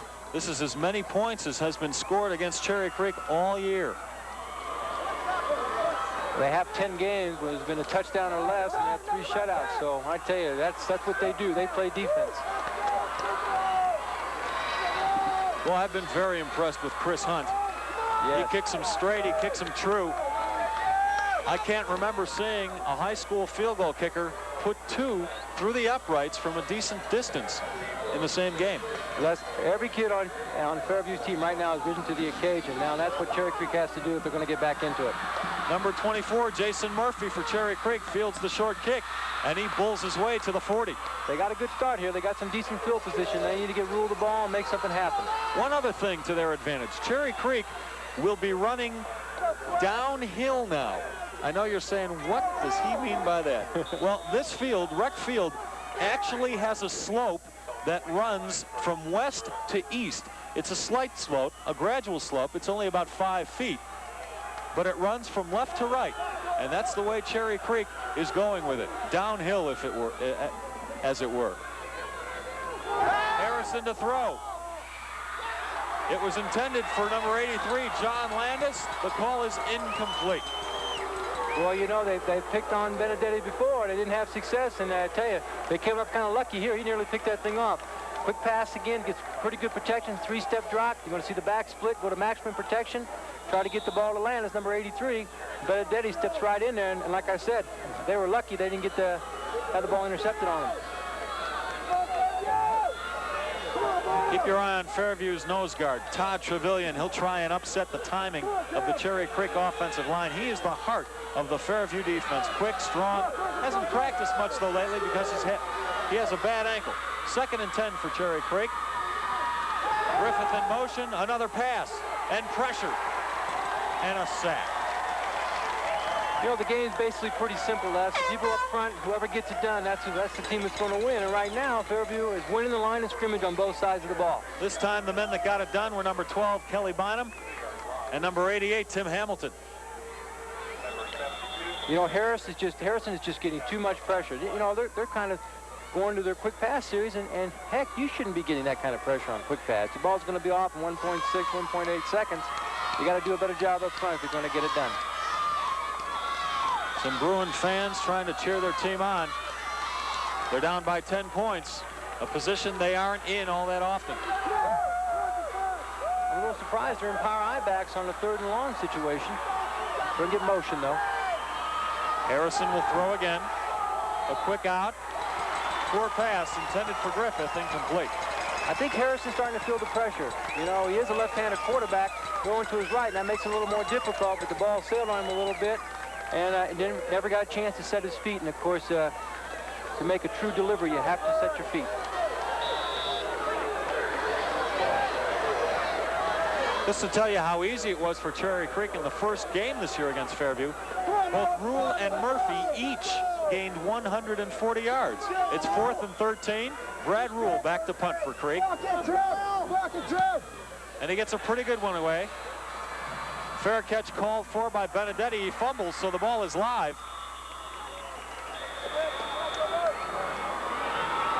And Fairview will start with it at its own 7-yard line. Much better kick by Rule this time. Shanked the last one. Creek's defense has to do the job now. They'll be looking for a turnover. That's usually what gets the Bruins started. Once they get that big play, they can smell the blood and capitalize on it. They need the big play now. Les, I think we can look for the Cherry Creek to be gamble a little bit. I think we'll be a little more aggressive on defense. They're going to send people, they're going to stand them, they're going to stunt, try to create something in the backfield or against in the backfield, hoping to get Fairview to fumble the ball. There it is. There's the fumble. Villarreal picks it up. Are they going to call it a safety or say that his forward progress stopped at the 2? They're going to get neither the touchdown or the safety out of this. They're going to call the ball dead. Les, that's just what we talked about. Here came Burke on the blast. Got immediate penetration, disrupted the backfield action, and that's how the fumble occurred. We're going to take a look at it right here. We can see Burke right there, 51 coming into the picture. He jars the ball loose on Snowden. The ball hits the ground. We can't quite see that. And Villarreal, the quarterback, picks it up, and they rule it down on the 2. I'd say that's a major break for Fairview. They didn't turn the ball over, and they didn't get called on the safety. Now they're just looking for a little room. Villarreal keeps the ball, tries to get a couple up the middle, and a little jostling going on. I think this is what Cherry Creek needed to do. Become a little more physical up front. A little fire in the eyes. You bet. This is that chin strap adjustment we talked about at halftime.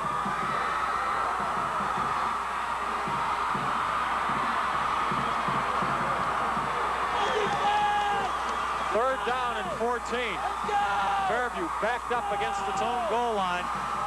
The Creek fans and the Creek players know this is the time to do it. To get back into this ball game. They're down by 10 points. Villarreal gets it over the 5, but they're going to have to punt. Not a bad call. Villarreal on the keeper on the dive option play. Obviously not going to pitch the ball down here. Now the coaching staff for Fairview just wants to get out of this situation with its life. Just want to create enough room to give the punter a good opportunity to get the ball off, Les. Winding down to about the 3-minute mark in the 3rd quarter. Cherry Creek lining up its punt returners at midfield, so you know if things go their way, they'll at least get decent field position. Joe Barry gets a pretty good kickoff. It comes to midfield. That's Rule. If he can find the sideline, there's trouble. Tries to cut back and ends a fine run back at the 19-yard line. That's what you saw Brad Rule at his best. Well, what he does best is cut back. We take a look back. We see Rule ready to make the reception. He hauls it in. He's got Myers out in front. He makes a cut off of that block. Breaks it to the outside. Watch him breaks the tackle. He tries to cut back to the inside, and Snowden wraps him up. Well, this is it. You know, Cherry Creek can sense it now. They have to capitalize on this opportunity. 1st and 10 from the 19. They go to Myers on the reverse. Great penetration by Trevelyan. Well, we've said it all day. If you're going to stop the sweep, you got to get penetration, and that's what Fairview does with Todd Trevelyan. We can see Todd Pavilion, number 57, coming right over the center and wrapping up number 25, Steve Myers. Trevelyan would like nothing more than to win this game. The first game against Cherry Creek, he was chop-blocked all day, taken out of every play. They neutralized him very well. Second down and 13. Harrison to throw. There's that lob to the corner. A little far, just out of the reach of number 83, John Landis. Good attempt by Landis to make that catch. Pretty good defense by Crit Hunt, number 20. They picked him on him all day. Cherry Creek came back with their quick pass series. This time they came with the fade. Just a three-step job by Harrison, and the wideout is just going to try to get as much depth and width as he possibly can up the field. Third down and 13 for Creek now.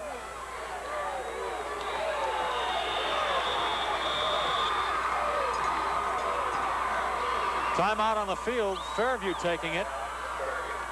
This is a key play for Fairview. They hold Creek here, make them go for the field goal. If that, they still have a pretty good lead.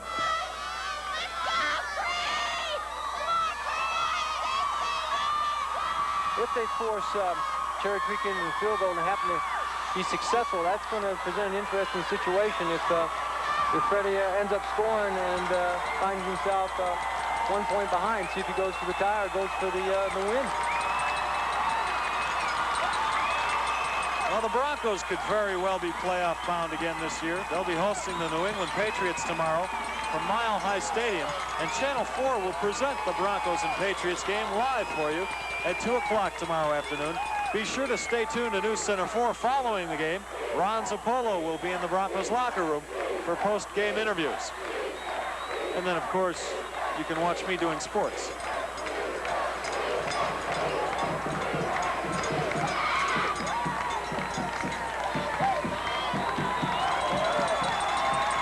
Well, you can probably see it on the right side of your screen. The Fairview players turning to their own crowd and telling them to get up on their feet and cheer. And that's what the fans are doing right now. Third and 13, Harrison to throw over the middle. It's complete down to the 2-yard line to number 81, Mark Rogers. A big play for Cherry Creek. Again, the kind of defense that Fairview plays, that blitzing, stunning, stemming kind of defense, you put a lot of pressure on your secondary. They're in man-to-man coverage, and right here, Benedetti gets beat. And number 81, Mark Rogers, goes down to his knees and makes a good reception. Well, we talked earlier how Fairview, with all that jumping around and blitzing, can live or die by that defense. Right there, they took a stab to the heart. Cherry Creek, first and goal from the 2, a fumble. And Fairview picks it up. Oh, my goodness. Cherry Creek with its best chance to score, and Fairview ends up with the ball. Number 84, Scott Clemenson, makes the recovery. Harrison just could not find the fumble. Clemenson was just in the right place at the right time. I couldn't believe it, Les. Just a foul off on the exchange from the quarterback to the tailback, something they might have practiced 1,000 times by this time. Incredible. We have 1 minute left in the third quarter. Fairview with the lead and the ball at its own 12. Villarreal keeps. That's about his best run of the day, up to the 19. Here's the previous play, the one that turned the tide for Fairview. Harrison's going to take the ball deep in the backfield to Rule. We're going to run the off-tackle power, but the ball ends up being short and hitting Rule's hip and falls to the ground, and Clemenson was the man on the spot. Makes the recovery. Villarreal got 5 yards on that last play. There's second down and 5 from the 19. This is Snowden. See, Les, from Cherry Creek's point of view, that Harrison can't let that happen. That's his responsibility. He's got to get the ball into the far hip of the running back Rule.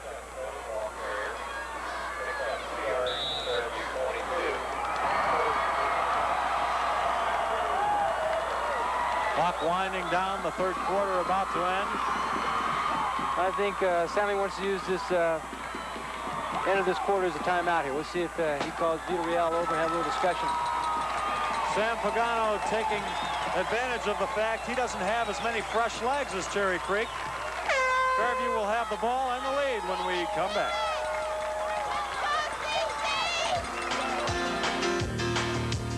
You know, a little while ago, a few years back, you wouldn't have seen Sam Pagano surrounded by his assistant coaches. Sam was a bit of a wild man on the sidelines. He put a lot of pressure on himself, very emotional, and the assistant coaches wouldn't want to be standing around him at all, believe it or not. Fairview gives the give to Snowden, gets across the 25. Now Pagano a little more relaxed. He won a state title in '78. He won it again in '79. And now he doesn't put that pressure on himself to win the state championship. Now he just wants to take it game by game. So now it's safe for his assistant coaches to stand next to him on the sideline. Well, Sam is aging gracefully. He's like a bottle of wine, he says. By the way, his daughter Jenny sang the national anthem before the game today, along with her friend Jenny Dickinson. First down and 10 from the 27. Again to Snowden, and he gets it to the 35. You know, Les, it's hard to believe since Cherry Creek platoons and Fairview doesn't, but I tell you, they're wearing them out up front.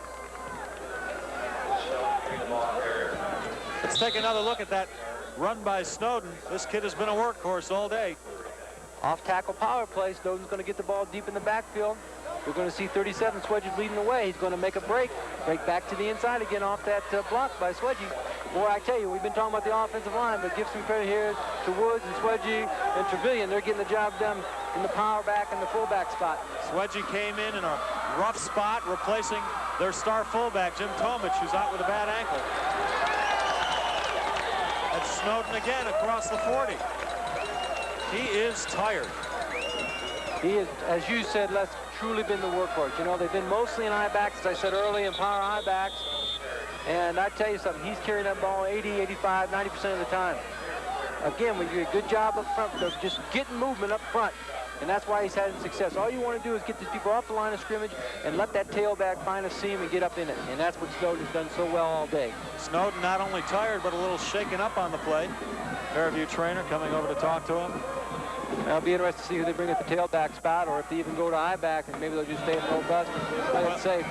Chris Hunt came into the game. They're going to have to take Snowden off for at least one play. That's a state high school rule. Hunt replaces him. Trevelyan also in as a blocking back. Trevelyan most noted for his fine play at nose guard on defense, but he does play a little offense too, mainly as a blocking back. Well, I can't believe that Sam wants to be too fancy here. You know, they got a new face in there, and I think they just want to play it safe.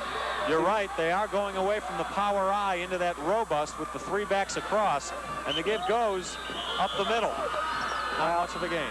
Exactly, Les. They gave the ball to the young man who's carried the most at this point in the backfield, Swedgy, number 37.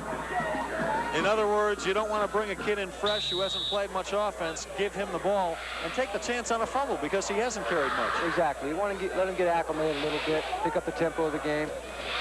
So Sam was just giving them that play there, huh? I think he obviously wants to play it safe. He doesn't want anything big to happen, anything detrimental. Second down and 9 for Fairview from their own 42. Back in the power I. And it goes to Hunt this time for a couple yards. Let's take a look at how things lined up in the third quarter. Not much different from the rest of the game. Look at the disparity in rushing yardage. Who would ever thought that Cherry Creek would only have 8 yards rushing in the third quarter? That's incredible. Well, incredible job by Fairview's offense. And give a hand to those people up front. I know we've talked about them before, Coleman, Montler, Adams, Chabo, and Gilbert, Rutherford, and Clemenson, but boy, they have just been superb today. You know what they have on the front line? They have kids with good feet, kids who can run, kids who can get their legs behind their chest and put a good hit on. Snowden, the carrier, breaks a couple up across the 45. I tell you, Cherry Creek was lucky right there. They slowed him down because they sent the backers that time, and they were very fortunate. We're going to see the toss sweep. You see the guards out leading the way. And here we see right now, number 84. Scott Emerson coming in and trying to make it a tackle.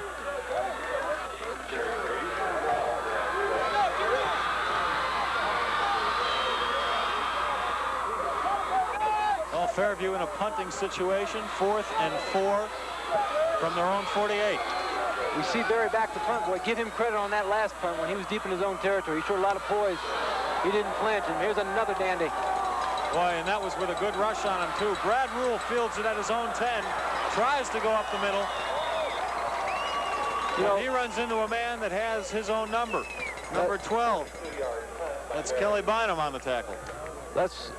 We've talked a great deal about execution, but give a hand to Fairview. They've showed a lot of poise. 8:18 left in the game. Fairview 13, Cherry Creek 3. Let's go down to the field right now with 8:18 left in the ball game, and Marcia Neville. All right, gentlemen, I've just returned from the Cherry Creek side of the ball game here. I want to kind of contrast the two crowds. Cherry Creek kind of reserved, looking on, knowing that 10 points down isn't too bad for a top-ranked team here in the final quarter. But you talk about these Fairview kids, and you would not know that it's been as long as it has since they've been in a final. The Fairview crowd here, real supportive and loud. They haven't been here in the championship game since 1979. Over on the Cherry Creek side, they've been standing the entire second half. They're supporting their team just as well. They've got 3 years of championship experience. All right, Cherry Creek starts its drive by going to the air. This pass will be complete to Mark Rogers, the 6'2", 160-pound senior. Harrison on the play-action pass, going to his right. Excellent execution by Rogers. Does a little turn-in route and breaks it back to the inside.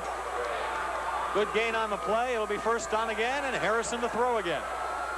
This time he goes to number 21, Jack Griffith. A little discussion among the referees. It's called incomplete. Let's see if we can see the bounce here. As we take a look at this, we see Harrison on the play-action fake again. But again, he doesn't really do an excellent job of throwing the ball off the front foot. And that's the key, and that's why the ball hits the ground. The ball ends up a little short. Looked like it could have been caught by Griffith. Well, it's so tough, Les, when you're the receiver and you're going one direction, that ball's behind you. It's tough to of course, to stop and change direction. Player down on the field, the kid now that Fairview can't afford to lose. I believe that's Trevelyan. You know, Trevelyan is incredible. I watched him on film, and I've seen him make tackles in the flat, and earlier we watched him make the tackle against Rogers from the nose guard position. That just shows you kind of foot speed he has. I have a feeling this kid will be back in the ballgame no matter what ails him. He looks like he's just shaken up a little. Upper body, maybe the neck. He's rolling his neck around. Well, I think it's obvious that Fairview has come to this game with a sense of purpose. Fairview a record of 10-2 on the year.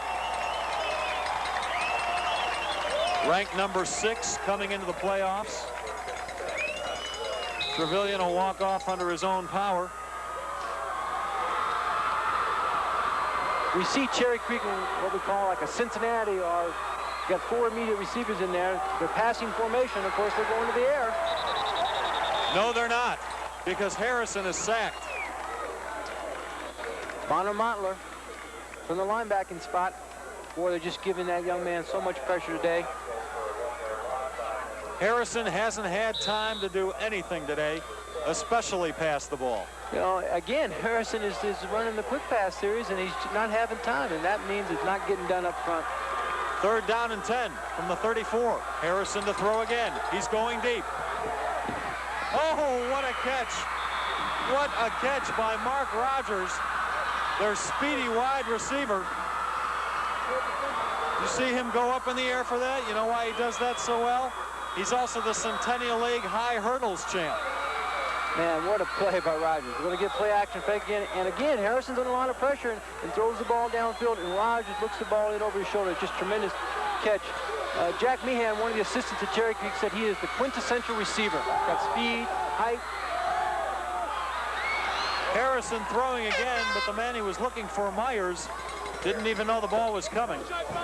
He never got himself around. What Cherry Creek's trying to do there is send the inside guy on a curl, and then, the outside guy on a curl, and the inside guy they're going to run out and up and try to get what we call a wheel pattern and try to put that man-to-man coverage in a bind, trying to use a kind of a crossing route. And Myers never got his head around. It'll be 2nd and 10 for Cherry Creek from the Fairview 37.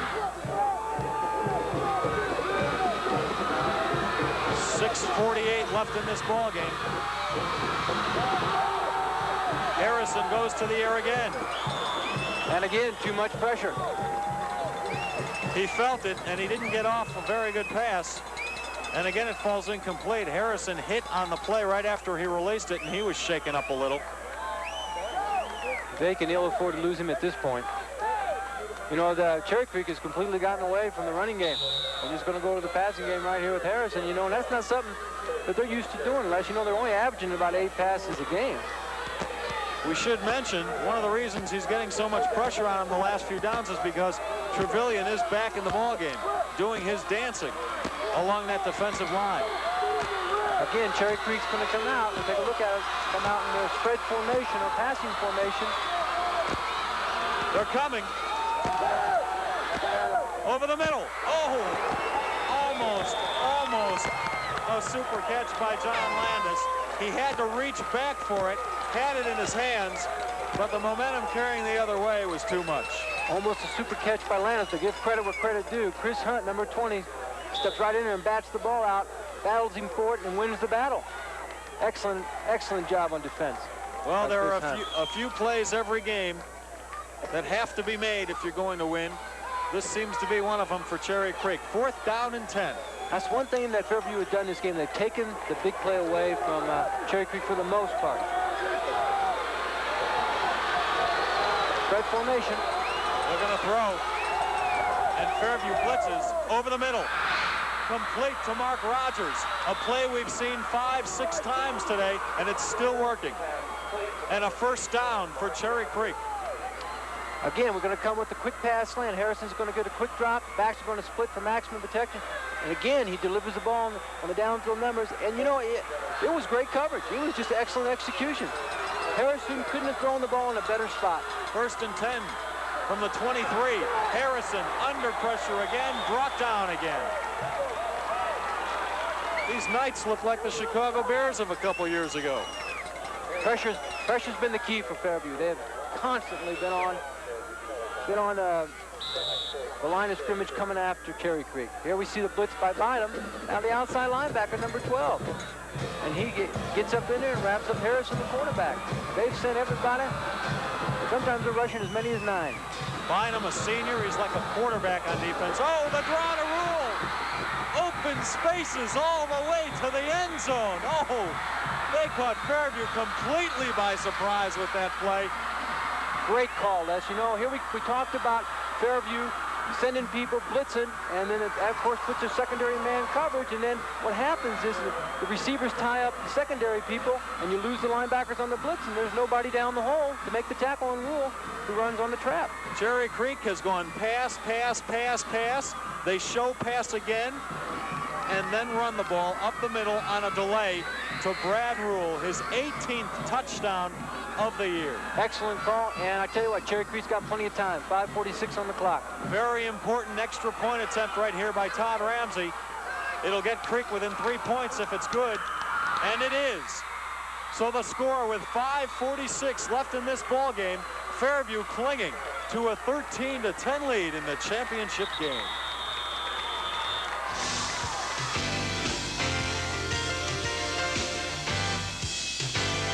Here's the Cherry Creek touchdown again. They were in pass formation as they had been this whole drive and fooled Fairview. Well, they caught Fairview gambling. They sent the linebackers, the DBs or the defensive back were in man coverage, and they were tied up with the receivers. And Rule had a clean lane. Once he passed Trevelyan, breaks a tackle by Trevelyan, and he's wide open. Excellent call. Boy, just 20 yards to the end zone. There was nobody in front of him. That tells you how many people Fairview had up on the defensive line. Just about everybody. Well, Cherry Creek can sense the momentum now. They got a lot of time left on the clock. And they have 2 timeouts left. Todd Ramsey, a fine kickoff. Snowden fields it at his own 2. Heading for the sideline, there's room. Snowden gets Fairview out of trouble and up to the 44-yard line. Well, you know, Cherry Creek has done such a fine job on kickoff, and that time they didn't. They lost outside contain, and Snowden took the ball, started up the middle, and broke it to the outside. We take a look at it here. We see Snowden starting up the middle. He feels the pressure, breaks it to the outside. As I said, Cherry Creek loses contain, and that's how come they're in trouble now.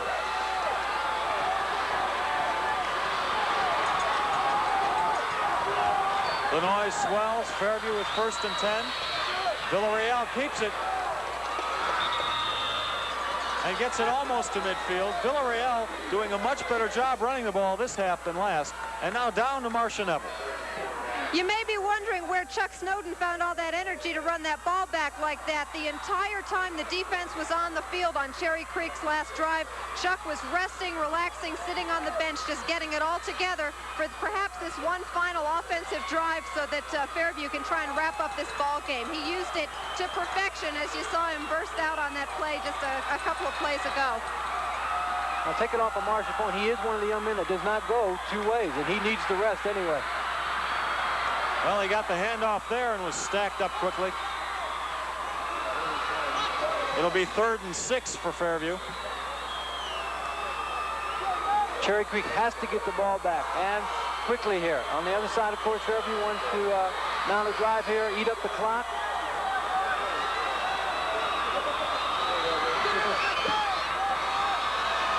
Boy, it's been a great football game, I tell you, and it's still hanging in the balance. Hey, whenever they're close, they're good. And we have a close one now. 4:05 ticking away on the clock. To Snowden. Across midfield, but I don't think he has the first down. A little extracurricular activity down there, and Fairview's going to pay for it. Oh, I tell you, that's something you just don't want to do. You don't want to hurt yourself. Don't beat yourself with a personal foul. Give the other team 15 yards. That's really can be. Well, we talked so about critical. this earlier in the game, that after every play, Fairview seemed to be giving that little extra push. Well, you want to be emotional, Les. There's no doubt about it. And that's what I think has been instrumental in Fairview's success. But you got to keep it under check, under control. And of course, obviously that time it got out of hand. Well, the question is how much of it is emotional and how much of it is calculated. And from what I'm seeing, some of it is calculated on Fairview's part. Well, from a psychological standpoint. Well, if I'm Sam Pagano, I'm really going to be miffed at that because, you expect better out of your kids to keep their head and be smart ball players. Not only be good physically, but be good and smart mentally. 4th down and 16 for Fairview. They're going to punt, and that's Joe Barry. The last punt, he had a hang time of 4.1 seconds. Pretty good, isn't it, Don? Excellent. Anything over 4 points, and particularly at the high school level. Well, this time the hang time isn't bad, but the distance isn't too hot. And Cherry Creek will take over at its own 39 with 3.5 minutes left.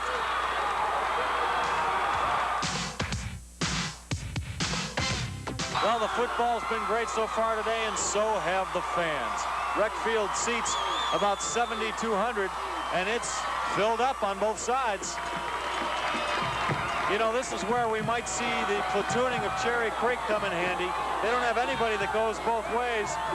Fairview does. How might that affect them, Dom? I tell you, Sam was really concerned about this. One thing he asked me is how many TV timeouts were. He wanted to give his kids a break. With 5 guys going both ways, you can see why he's concerned. There's that quick pop over the middle. Intended for Rogers, but the pass was short. Again, Harrison's feeling a lot of pressure.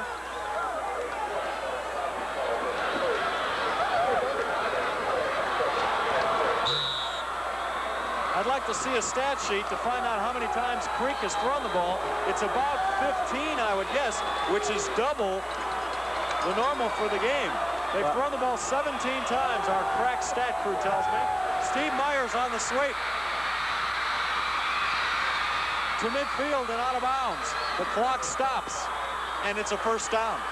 When we talk about Cherry Creek having to throw the ball, then we have to give credit to Fairview's defensive line for stopping the running game. We're going to see that little Statue of Liberty play to Myers, number 25, on the sweep. Again, what happens here is Fairview loses contain, and Myers is able to break it to the outside for a substantial gain in the 1st down.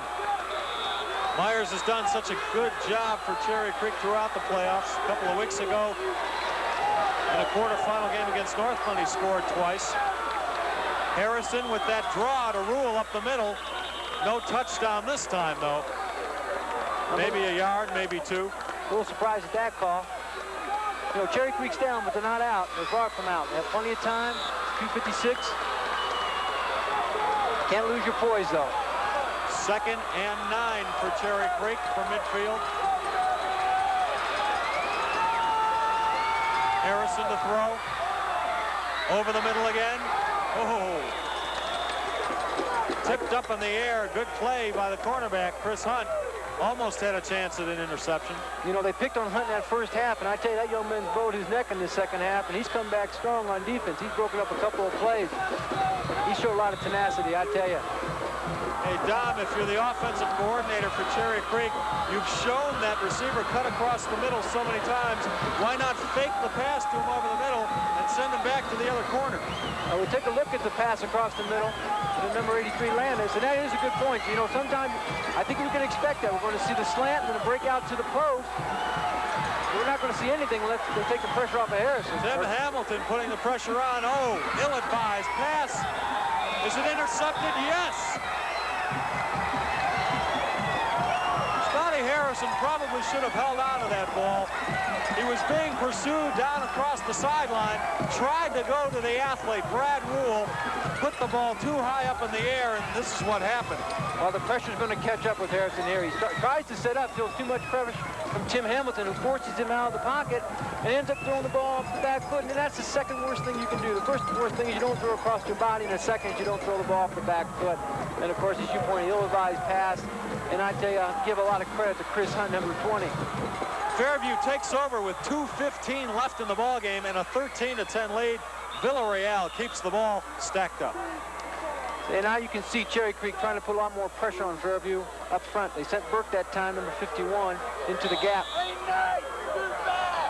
We are under the 2-minute mark now. Fairview, no doubt, will run the ball and try to run the clock down. I think we've seen a total of, 3 passes less all day from Fairview? They didn't throw it all in the first half. Then again, they didn't have to. Snowden did such a good job keeping it on the ground. The offensive line did such a good job picking up first down after first down. Right now it's 2nd and 11. Snowden, the carry, meets a bunch of white jerseys and down at the 33. Boy, this is Snowden's formation, and this is Snowden's play. This off-tackle play.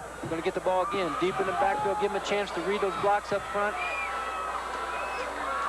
Cherry Creek takes a timeout. You know, the Bruins do spend a lot of time in practice doing strip drills, meaning they try to strip the ball from the ball carrier. You're going to see one man make the initial hit, and then a couple other Bruins come up on the ball carrier and try and knock the ball out of his hands. They need the turnover right now. Yes, they do. Time is very, very critical. With 1:29 seconds left, they have to force the ball loose out of the hands of Fairview. Let's take another look at that interception that Cherry Creek's Scott Harrison just threw. Another angle for you. We get a good shot. The defensive back Hunt going up for the interception. Boy, he played that to the hill, didn't he? He timed it so well, catching the ball at the height of the pass. Mr. Hunt sending a message to Cherry Creek. You're going to pick on me. You're going to pay for it eventually.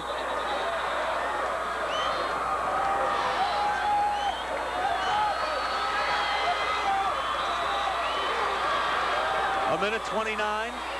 3rd down and 7 for Fairview. That's Benedetti in motion. It goes to the main man, Snowden again. Fairview is going to have to give up this ball with a minute 23 left in the ball game.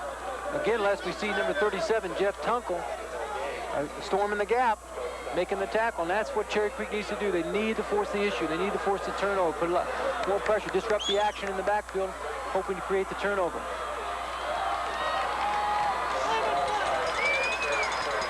Joe Barry's been punting the ball well all day today. They never needed a good one more than they need it now. He's handled the pressure so well today, along with the rest of his teammates, I may add.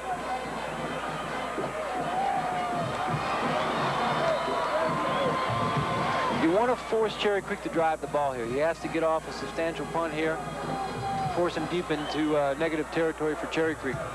Dom, is there anything in particular you do with the punt if you're Joe Barry to keep Cherry Creek from coming up with a decent run back? Well, I think what you want to do, you know, left, if the ball was on one side or the other, you would, of the field. You know, if it was favoring one hash, ball's in the middle of the field, so it's tough. You know, you can't pin the ball in one corner necessarily.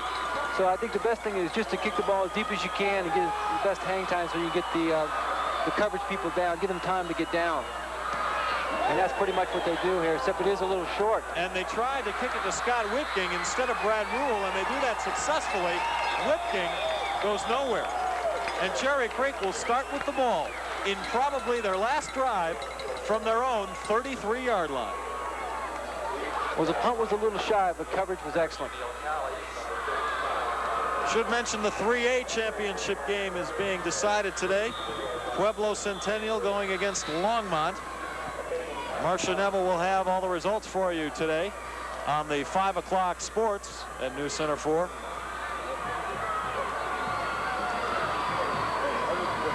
Well, Cherry Creek has really got their backs up against the wall here. You know, they have a long way to drive. Injured player on the field. We'll try and get his number for you.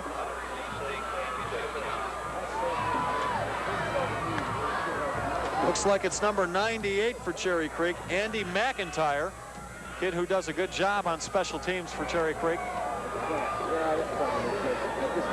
Number 55 for Fairview, that's Bonner Montler, also came limping off the field. He's a starting linebacker for them. You need him out there if you're going to stop or try and stop Cherry Creek. You know, that's interesting thing here with Montler out. Of course, you don't want a young man hurt, and you don't want to lose him off any side of the ball. But I tell you, it'd been more critical if they lost him from the center spot, but you don't want to have a problem with the exchange. Agreed. I tell you, that clock's going to start up, and I don't believe Cherry Creek has any more timeouts. They better have 2 plays already called. If they're going to throw the ball, they're going to have to go with the sideline routes. And you're right, they're throwing. And there's the sideline route. Oh, a fine catch by 83, John Landis. And he gets out of bounds, I believe. Perfect. Evidently, he didn't get out of bounds. The clock is still running. And now the officials stop the clock after the mix-up. You know, that mix-up right there cost Cherry Creek about 5, 6, 7 seconds off the clock. And now they restart it again. Huh.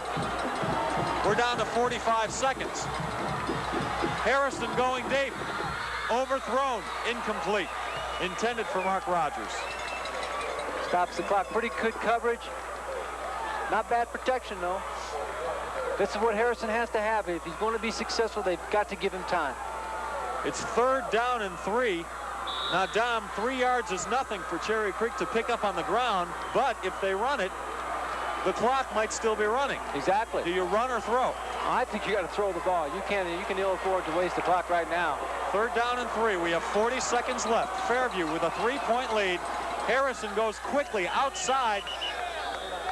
It's complete to Landis, and the clock stops. But did he get the first down? Yes. They're moving to the change, Les. He did. Good pass from Scott Harrison. A fine grab by Landis. See, Cherry Creek's they've made a mistake here. Cherry Creek, what they need to do, they should have had 2 plays already called where they're waiting to move the chain. You don't have any timeouts. You can't waste your time like that. The fake and then long. Oh. Are we going to see a flag? No. No, we will not.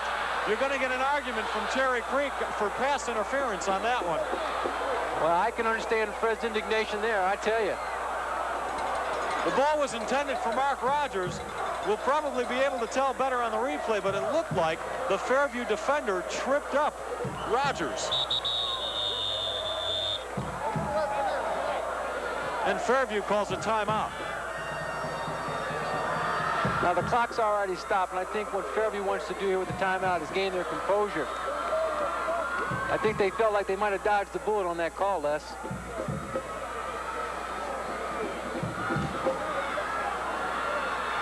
Fred Tassone, arms folded, not a very happy man right now. You see the situation, 26 seconds left in this 4A championship game. Fairview, the home team, leading by 3 points. I tell you, this was a great football game. In the first half, it's only gotten better.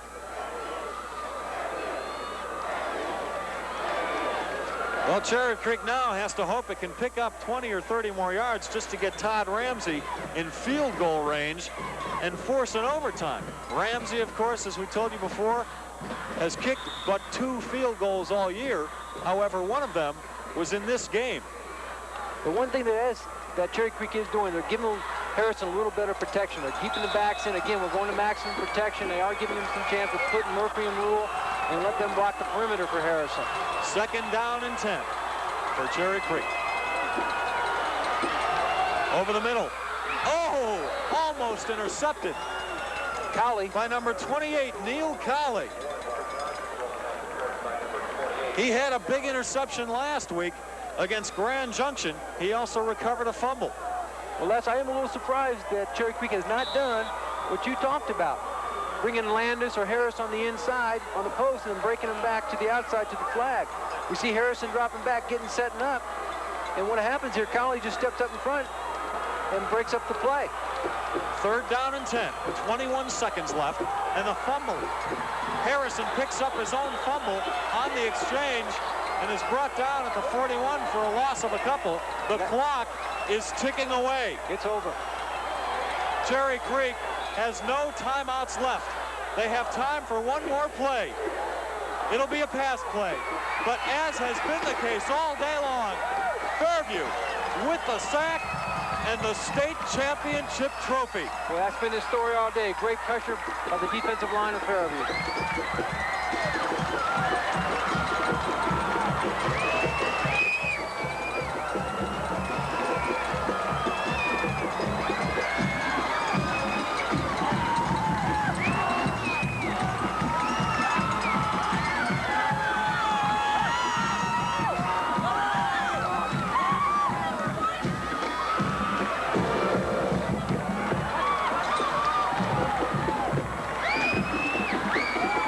Victorious coach at midfield, taking congratulations from all around. Sam Pagano in his 19th year as head coach of Fairview. He brings the school its 3rd state championship. Well, you know, in hindsight, looking back, you know, you look at the paper this morning, Les, and nobody picked them. You know, if I'm a coach, I think it's great. I think they're playing right into my hands. I'm going to cut out those articles. I'm going to put on the board. I'm going to say, listen, men, nobody respects you. Nobody can believe in you, and that's not important. The key thing is here that you believe in yourself, and we believe in you, and we think we can get the job done, and today they proved that.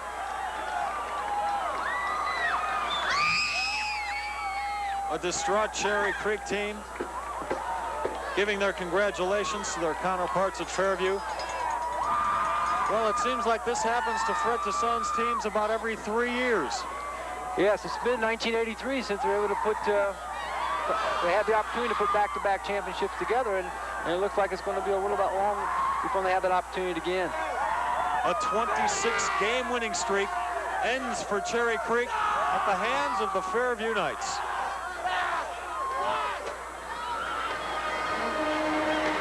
You know,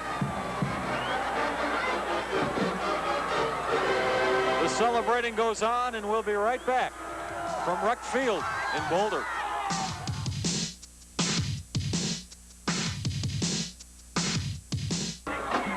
Down on the field right now, Marcia Neville with the coaches. Well, we have the coaches. We're still looking for Marcia.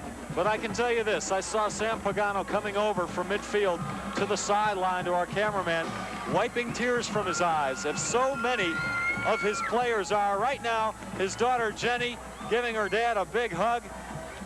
The Fairview players at midfield raising their fists in the air. Sam Pagano with tears in his eyes, another championship ring for a fine coach. I guess this would be as good a time as any to tell you about Sam's camp, huh? It'll probably do it wonders, this trophy. I was going to say, that sure didn't hurt it any, huh? Ah, the Mile High Football Camp. He runs it every summer on the UNC campus. And here's Marcia with Sam. All right, Sam, I see the tears. We talked about them earlier in the week. Congratulations. I told you we're emotional, and we're going to be aggressive, and that's how we started out, and that's how we finished. This is one of the greatest high school football games I've ever been a part of. Can anything ever top this for you? Well, you think about it, you know, beating Cherry Creek in the final game with their win streak and playing sophomores like this guy and Chris Hunt. We really felt he'd kick some. Listen, I was worried an awful lot, but we did a great job. I love it. Greg Swedge, did you guys believe that you could do this today? Yeah, I knew we could. The thing that kept us motivated was wanting to win for the seniors, because this is our last year here. Is there anything special about having done it against Cherry Creek? Yeah, because we lost to them during the season, and this is the rival. So. Congratulations, Craig Swedge, Sam Pagano. Marcia, I don't know if we could have written this any better. It's really a great script and a great ending, and these kids and coaches did a great job. The way Henry Cotton put it to me over on the Cherry Creek sidelines as time was running down, he said you can put these two great coaches up against each other 50 times, and probably half and half, 25-25, one of them's going to win. Well, I'm glad we won today, I'll tell you that, when it counted for all the big stuff. You got it started on the right track. Congratulations, gentlemen. Fairview, the surprise winners here today, and it's nice when you can say you're wrong. Well, Sam Pagano has been playing against Fred Tassone coach teams for many years now, since 1969. They have never met in the playoffs until today. And throw all the rest of the records out. Right now, it's Pagano 1 and Tassone nothing. Les, what these men are feeling right now, what Sam's feeling right now, is just a tremendous feeling. It's almost like you're suspended in time, and you don't want this moment to go away. You know about that well after leading Northland to the championship 4 years ago, don't you? You know, and Sam had a great point. You know, when you're successful, when you win a state championship, you know, it starts at the top, and it goes right down to the assistants and the players. And the key thing, of course, is you have to have kids who can believe, and you have to have assistants who believe and work hard. And I think that's the key to any successful program. I would imagine if we could talk to Fred Tassone right now, he would say, you know, if I had to lose in the finals to somebody, it would be Fairview and Sam Pagano. They're good friends. In fact, getting back to Sam's, I know this is almost shameless mentioning Sam's Mile High football camp again, but Fred actually advises some of his kids to attend Sam's camp in the summer because it is such a well-run camp. Well, as you point out many times, Les, through the broadcast, they have a lot of respect. There's a great deal of mutual respect for each other there. You know, they've been in this game a long time. And, you know, when you have two quality programs, you have to look to the man at the top, and that, of course, is Sam and Fred. Well, they knew what they had to do. They had to come out aggressively on defense in particular. They did that. And the final on the scoreboard reads Fairview 13 and Cherry Creek 10. We'd like to once again congratulate Fairview in winning the Colorado High School Class 4A Championship.